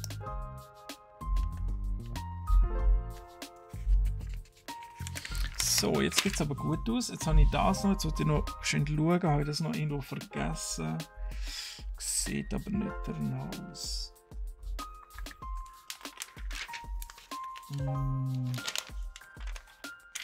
Hier. Nein. Sieht alles komplett aus, dann sind die überzählig. So, jetzt brauche ich schon wieder so ein Blättchen. Ah, ja, da gelassen. Und was für ein schönes Türkis. Jetzt wird auch ein bisschen Wasser gesetzt, pflanzt.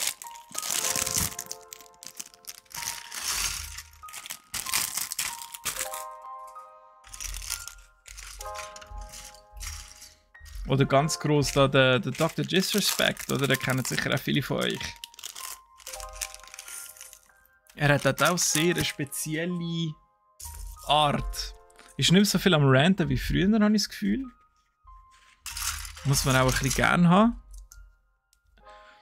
Und er ist natürlich auch brutal gut in dem, was er macht. Aber manchmal rastet er halt auch aus und wegen dem können halt viele Leute auch schauen. Wegen seiner Art, seinem Charakter.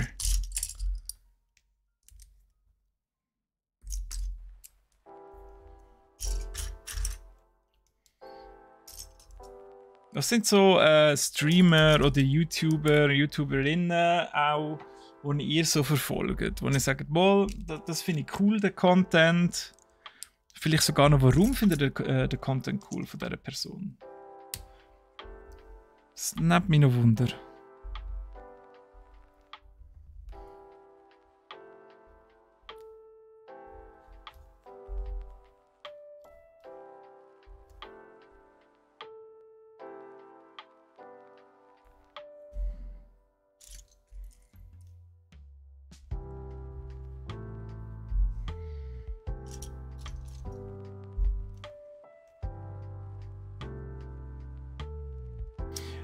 Würdest jede Wette machen, würdest du mehr ranten in den Formel 1 Videos, würden die mehr Reichweite bekommen, als so wie ich sie jetzt mache. Wie machst du denn jetzt? Bist du jetzt einfach so so ein bisschen gelassen oder wie? Aber ja, du könntest natürlich daraus auch eine Marke machen und irgendwie Formel 1 Rant dich nennen oder so. Formel 1 hat ja auch eine riesige Community und Fanbase um die ganzen Games herum auch.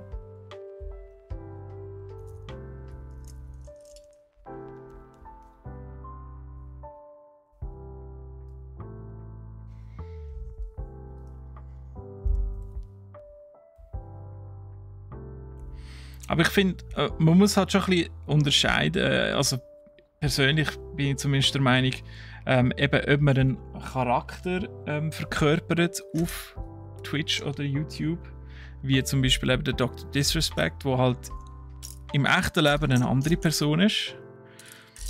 Und dann ist es okay, wie man den Dr. Disrespect wahrnimmt und dann das völlig abgekoppelt ist von seiner eigenen Persönlichkeit. Oder ob man als Person selber so abrantet. Dann finde ich es zumindest für mich ein bisschen schwieriger, dann dieser Person etwas abzugewinnen, weil ich die halt so als einfach grundlegend hässig wahrnehmen, oder?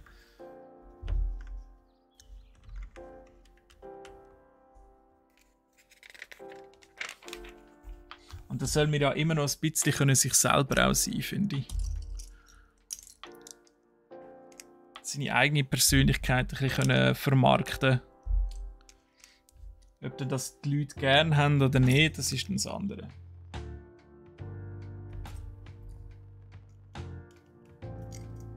Aber du kannst natürlich auch mal so einen A/B-Test machen und sagen, hey, ich tue mal ein Video, genau die gleichen Videos quasi.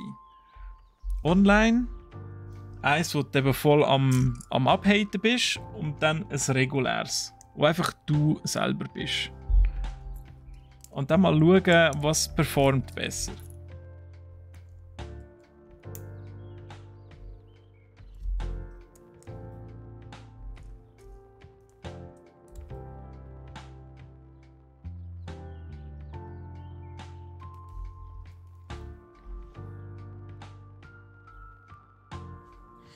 Ihr professionell, wie zum Beispiel SRF Sportpanorama, also so mit persönlicher Meinung oben drauf. Das ist aber cool, also wenn es so richtig professionell daherkommt, oder? Und man das noch ein bisschen unterstreichen mit irgendwelchen Overlays und das Effekt und so weiter. Dann kann doch das auch ziehen. Dann brauchst du vielleicht einfach noch ein bisschen Zeit und Geduld und im rechten Moment auf den rechten sozialen Medien dich korrekt platzieren und vermarkten, oder?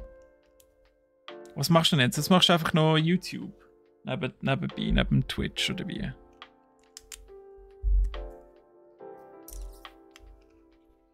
Oder machst du irgendwie auch noch TikToks und so?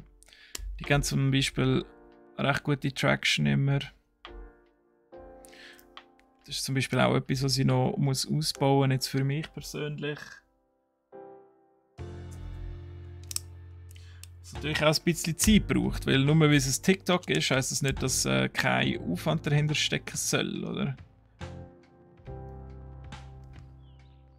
Also du hast schon irgendwie deine Community und dann brauchst du einfach nur den gewohnten Content rauszuhauen. Bös gesagt.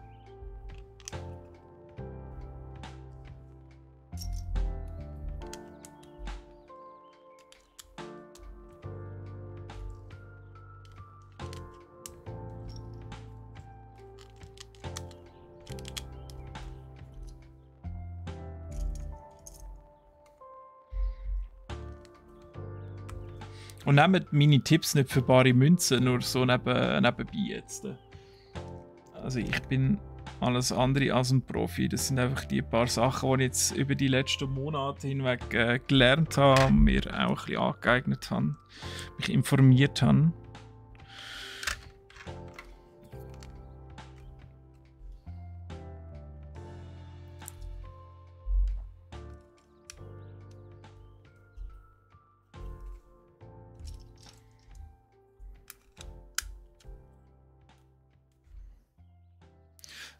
Dunkle Parabelritter tut ziemlich gute Sachen analysieren und auch gute Meinungsvideos machen. Und seine Eisberg-Videos, wo er Verschwörungstheorien hops nimmt, sind auch sehr gut. Martin Guerrero, damit ich aktuell bleibe, was sonst so gibt im Wrestling. Ah, was sonst noch im Wrestling geht. Ah, die YouTuber, die du schaust, im Fall. Parabelritter und Martin Guerrero. Verschwörungstheorien gibt es ja auch so viel Content auf YouTube, da findest du zu allem etwas.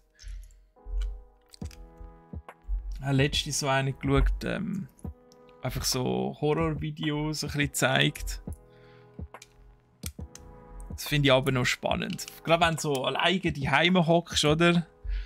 Und dann so Videos schaust, und du denkst so, hä? Das sieht jetzt aber schon nicht so wie CGI aus. Auch wenn ich vielleicht grundsätzlich nicht daran glaube, aber so Unterhaltungswert hat es trotzdem.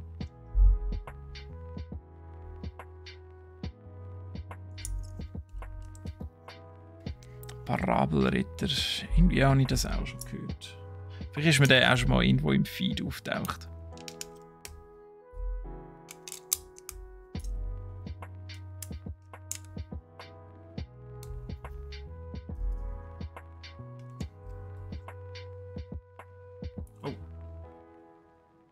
Jetzt habe ich es aus Versehen sogar richtig gemacht.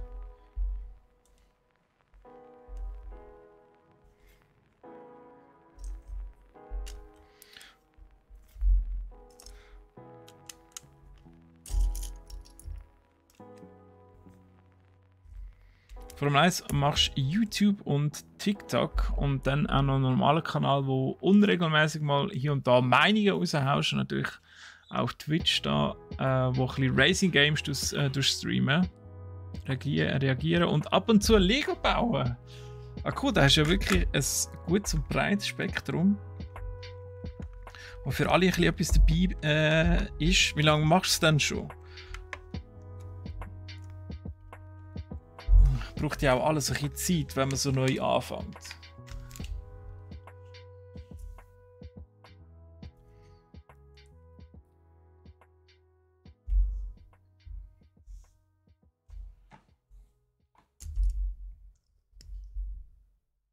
Ich habe jetzt auch erst gestern meinen 4. Stream-Event gehabt. Und ja, ich mache halt auch so ein bisschen ein nischigeres Game. Und da braucht es halt einfach ein bisschen Zeit, um Community aufzubauen.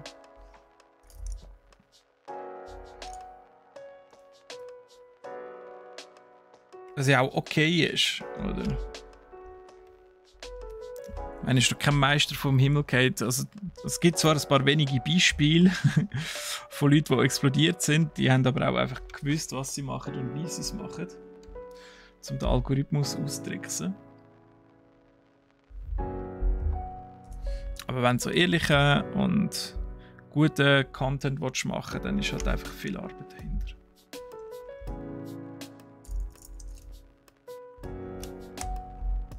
Zumindest der Anspruch auch an mich selber, oder dass ich nicht einfach in den Müll raushauen.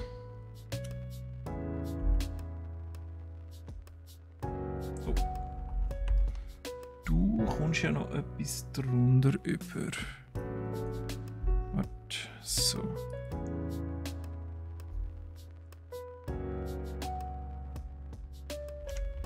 Ja, das sieht gut aus. Formel 1 machst du regelmäßig und seit bald 3 Jahren streamen, so 5 Jahre Meinungsvideos schon seit 3 Jahren. Wow, okay. Das sind ja schon richtig, ist ja schon richtig viel Zeit. Das ist aber auch cool, dass du so schön dran bleibst und sagst, hey, das ist noch mein Hobby nebenzu, das mache ich gerne, das macht mir Spaß.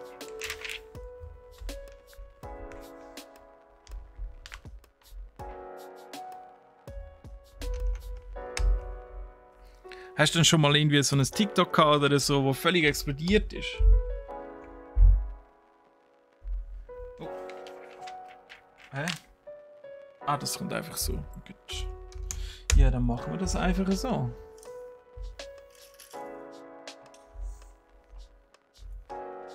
Was haben wir für Zeit? Viertel vor. Ja, dann würde ich sagen, machen wir da den Beutel noch fertig. He? So frech bin ich da.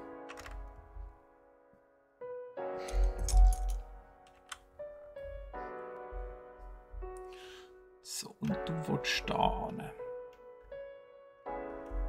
Es erinnert mich auch ein bisschen an meine Minecraft-Zeit, als ich da auf dem Kreativserver war. Da hat jeder so ein abgestecktes Quadrat bekommen, wo er drauf bauen konnte mit so einem speziellen Resource Pack, so Fantasy-Style, mit alternativen Blöcken und alles, wo du hast durchzappen und dann sind wieder andere Blöcke gekommen und die haben nochmal Alternativen gehabt und so weiter und so fort.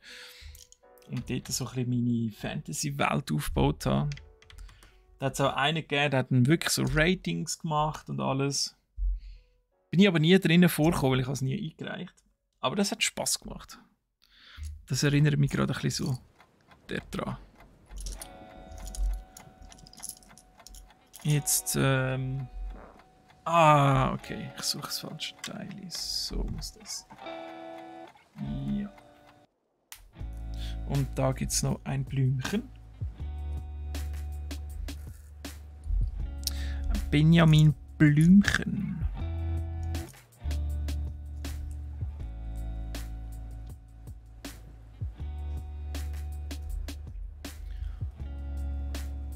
Macht's mega Fun. Ja, das ist doch die Hauptsache.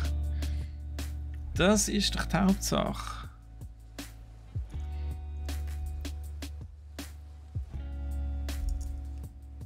Ich finde, es macht auch Spaß, das Ganze aber ein bisschen zu analysieren und so zu schauen, hey, warum hat das nicht performt oder das schon und so. Das ein bisschen auseinanderzunehmen, macht schon noch Spaß.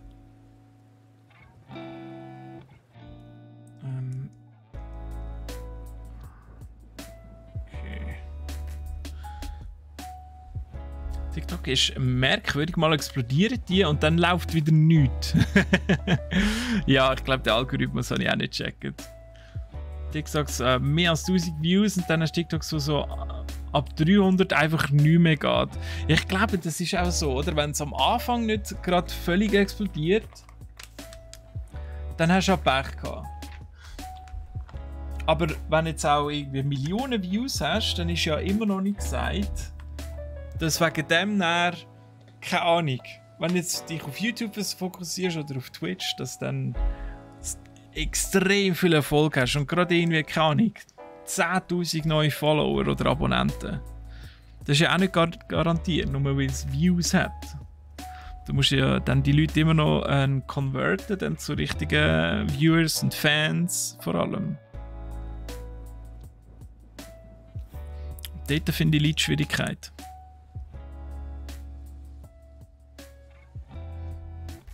Warte. Da wieder etwas. Da fehlt noch eins. Konzentration lädt wieder nachher, Leute. Ah, das wird aber ein schöner, sehr schöner Wasserfall. Das gefällt mir. Wow. Wow.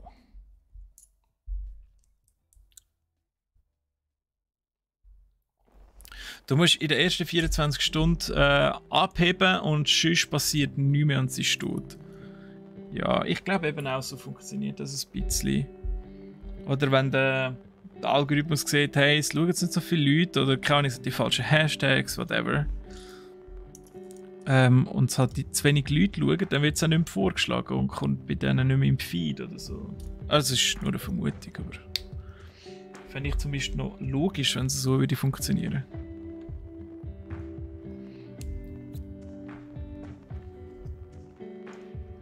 YouTube-Algorithmus ist zum Beispiel auch ein sehr spannendes Topic. Ich kann euch empfehlen, wenn ihr euch mal mit dem auseinandersetzen wollt. Dass man so ein bisschen versteht, wie das überhaupt... zum Beispiel Videos bei euch in Feed kommen, oder? Wenn ihr Videos in eurem Feed habt, wo ihr sagt, hä, wie kommt das da rein? Hat es vielleicht nur zur Hälfte mit euch zu tun. Manchmal hat es auch mit den anderen Leuten zu tun, wo vielleicht die anderen Videos auch geschaut haben, wo ihr schaut, und aber dieses noch, wo ihr nicht schaut. Und dann wird euch das natürlich dann auch im Feed vorgeschlagen, weil YouTube denkt, hey, dem hat das gefallen, dann gefällt das vielleicht auch dir.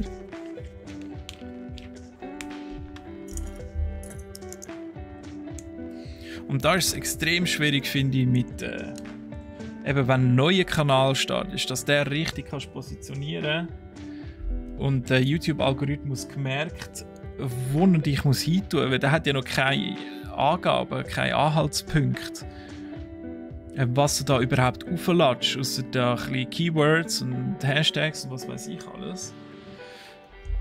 Und dann schlägt es mal vor, so einer Zielgruppe, und wenn die das nicht schauen wollen, dann geht er halt ein bisschen aus dieser Zielgruppe rum und dann bist du vielleicht irgendwann im schlimmsten Fall mit dem Gaming-Video über Formel 1 bei Leuten, die Herdöpfel züchten oder so. Tja. Und dann wird es schwierig. Hey, jetzt fehlt doch da so ein Teil. So ein Halbrunds. Aber nur eins. Habe ich wieder eins zu viel verbaut irgendwo? Jetzt sind wir wieder am Schluss, wo es wieder nicht mehr aufgeht.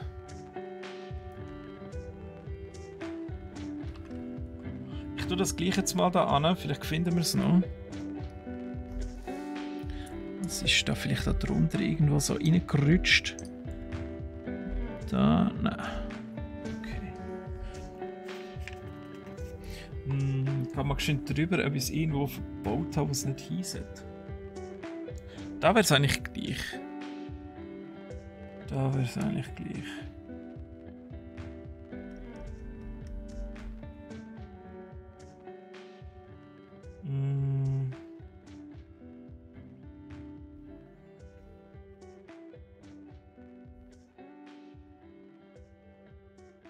Da beim letzten habe ich eins falsches verbaut.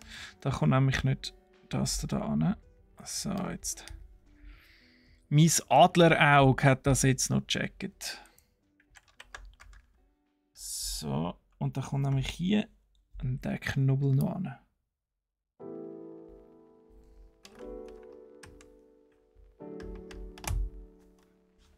So, ja. Das sieht gut aus. Schaut gut aus. Dein TikTok ist immer so nach 12, also nach der 12 und nach Mittag oder Mitternacht. 2 Stunden später gut gelaufen. Aktuell ist das nicht mehr so. Die haben wieder was geändert im Algorithmus und jetzt muss ich herausfinden, was die ideale Zeit ist. Ich würde halt mal schauen, ist es Englisch? Machst du es auf Englisch oder auf Deutsch oder auf Schweizerdeutsch? Du musst dir halt einfach die Zeiten anpassen, wo die Leute auch ins TikTok gehen, oder? Aber das ist immer so einfach gesagt, dahergeschnurrt. Oh! Yeah! Noch ein bisschen Pilzli. Leuchten die auch noch? So, dich noch da an. So, und das Fröschli, das zeige ich euch nachher gerade. Da hinten haben wir das Ganze versorgt. Hinter dem Wasserfall, da gibt es vielleicht noch eine geheime Höhle in dem Fall. So, okay. Also, jetzt wären wir am nächsten Beutel. Beutlin! Den machen wir ja aber nicht, he? Weil jetzt ist dann schon 3 und der nächste sind doch wieder einige Teile. Ja, da bin ich, glaube da bin ich zu langsam, dass wir das jetzt noch auf die 3 schaffen. Aber vielleicht noch irgendwo das Blümchen vergessen. Sieht zwar auch gut aus. Ja, nein, das sind einfach Vögel. Gut, sieht noch nicht nach viel aus. Ja, aber ich glaube, das ist dann der andere Teil. Wir schauen nochmal geschwind. Jawohl, da sehen wir es auch. Auf der Anleitung, wo es super spiegelt. Wenn es so abheben, sehen wir es. Also den da haben wir jetzt gemacht. Und jetzt kommt der da hin mit der weiß auch nicht, Kippe oder was das soll sein. Und mit dem Flüssli. Das heisst, hier haben wir den Fluss, wo dann auch die Brücke drüber geht. Und da werden wir nachher den Hügel haben mit dieser Kuppe dann. So. Sehr schön. Ich hoffe, das hat euch gefallen. Gehen wir doch nochmal in Just Chatting bis am 3. Und dann machen wir nämlich nächste Woche wieder weiter mit dem Bruchtal von Lego Herr der Ringe Bruchtal. So, da bin ich. Fragst du Teil, was ist mit deiner Startseite wieder passiert? Was alles vorgeschlagen wird? Warum ist das Video schon 5 Jahre alt? Ja, das mache ich gerade durch, weil ich ja einen neuen YouTube-Kanal habe und eigentlich alles wieder von vorne anfängt. Da komme ich auch Shorts über von, ja, schon vor Ewigkeiten mit einem anderen Kanal mal gesehen. Können wir all die alten Schinken wieder führen. Machst du alles auf Hochdeutsch aus der TikTok, so switchst zwischen Deutsch und Schweizerdeutsch. Ah, okay. Vielleicht macht es das ein bisschen schwierig zum Folgen. Weißt du, dass man das Video bis am Ende durchschaut? Das ist ja auch nicht wertvoll, zumindest YouTube funktioniert das so. Je länger das Video geschaut wird, also prozentual, desto mehr wird es vorgeschlagen, weil desto mehr denkt YouTube, hey, das ist ein wertvolles Video, ein guter Content, der muss raus. Vielleicht funktioniert das bei TikTok eben auch so. Wäre möglich. Aber eben, ich bin kein Meister, der vom Himmel gefallen ist, aber ich habe mir die letzten Monate doch ein oder andere Video reingepfiffen, wo das Ganze ein bisschen aufbröselt und so. Ja! Oh Gott! Jetzt muss ich zuerst mal raus, das Kaffee strecken. Oh, mein Bein! Ah, wir sind vorgestern sind wir noch gelaufen. Mein Bein ist so am Arsch. Ich kann nicht mehr laufen, Leute. Ich bin einfach zu alt. Bitte schicken mir auf Megenweilen so einen Gehstock. Am besten so einen wie der Hugh Laurie, der Dr. House hat, so mit Flammen dran. Das fände ich toll. So einen würde ich nehmen. Hey Bionic, nur können lurken? Ja, schon gut. Merci vielmals fürs Lurken in dem Fall. Ich nehme alles. Ich nehme alle. Einfach rein mit. Rein mit. Hoffe, alles gut. Ja, ja, sicher, sicher. Danke vielmals. Alles prima. Finde mich gerade wieder ein jetzt im Arbeitsleben. Oder? Jetzt sind ja 4 Tage Ferien gewesen, quasi. Jetzt muss man sich selbst wieder ein bisschen daran gewöhnen, gell? Hey, 200 Stunden. Mehr als gestreamt worden ist. Was machen wir mit 200 Stunden mit dir? Hä? Was hast du dir vorgestellt? Wollen wir noch ein Battle machen? Vielleicht schaffst du auf Fantasy Basel 200 oder so. Lolplay mit 43, auch nicht schlecht. Nein, nein, okay. Ein Giveaway. Ein Giveaway-Watch. Wenn wir mal wieder ein Giveaway machen. Das könnte man natürlich machen. He? Viel weniger. Ja, ein bisschen. Aber der Bionic ist auch immer am Ablurken. Überall. Bei jedem Content. Eventuell schaffst du das auf Faba. Cool. Das würde mich freuen. Das heißt auf jeden Fall Salut, Saletti, Hallo miteinander. Wir haben ja recht einen grossen Stand wieder. Ich glaube, es gibt ein riesiges Ghetto. Hey Leute, wenn ihr wisst, was dort alles wartet. Oh mein Gott, die Warteschlange habe ich schon vor meinem inneren Auge. Und es schmerzt. Unterstütze ich alle Swiss-Streamer. Yes! Nice, danke. Sehr, sehr, sehr gern gesehen. Das ist sehr gern gesehen. Ja, muss man auch, oder? Unsere kleine Community, die wir hier haben. Gehört, wir haben viel zum Verschenken. Ja, das stimmt. Wir haben wirklich viel zum Verschenken. Sehr viel.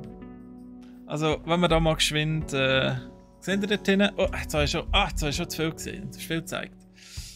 Das ist nicht einmal die Hälfte. Das ist nicht einmal die Hälfte. Was war jetzt dort schon noch? Oh, jetzt hast du einen Sneak Peek gesehen. Einen Sneak Peek gegeben auf das, was mal noch kommt. Jetzt wird aber nicht zurückgegangen hier. Nein. Das Video wird dann direkt gelöscht. Nico und Steffi haben es gesagt. Ja, genau. Tickets schon gekauft, Lolplay. Yes! Sehr gut.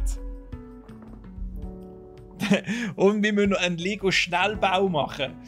Ja, wer weiß. Vielleicht hat sie dort irgendetwas, wo man könnte gewinnen oder so. Man könnte zusammenbauen. Mal schauen.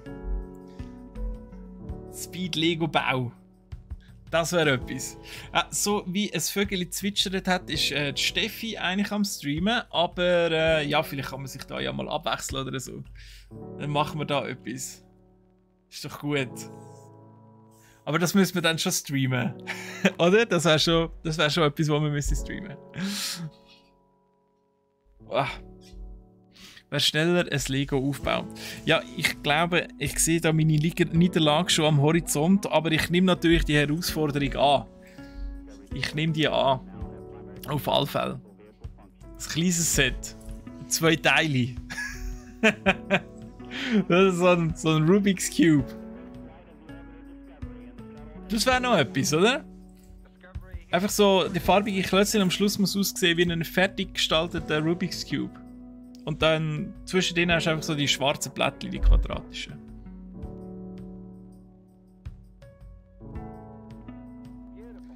Nein, die so für die 10-Jährigen.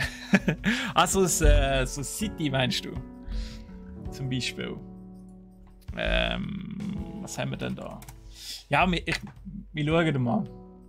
Wir haben schon etwas Kleines. Ist ja noch ein bisschen hin. Es geht ja noch über einen Monat. 5 Wochen geht es noch bis zur Faba. Faba! Für die übrigens nicht wissen, was Faba ist, Fantasy Basel. Ich glaube, was 19. oder 18. Ich Ich habe das immer so ein bisschen durcheinander, weil wir natürlich ein bisschen früher dort sind. 18. bis 20. Mai. In Basel selber auf dem Messegelände, selbstverständlich. Grösste Anime, Manga, Gaming Convention von der Schweiz. Unbedingt vorbeischauen. Wir sind ebenfalls dort mit einem ganz grossen Stand, wie auch letztes Jahr schon. Ja, das wird toll. Ich bin dort, der Troy ist dort, nein, der Troy ist nicht dort. Der Steffi ist dort, der Nico ist dort und dann noch andere tolle Leute, die ihr auch vielleicht letztes Mal schon gesehen habt. Silvan und Co. Ich leider nicht das mal. Wir werden aber noch neue Nasen dabei haben. Aber das seht ihr auch, wenn ihr vorbeikommt. Weil das ist etwas ganz Spezielles, was wir zum ersten Mal dort haben. Ja, Lowplay ist angekommen. Wir schauen, dass wir das noch einbauen können. Ist gut. Da muss man dann einfach noch sagen, an welchem Tag das du kommst.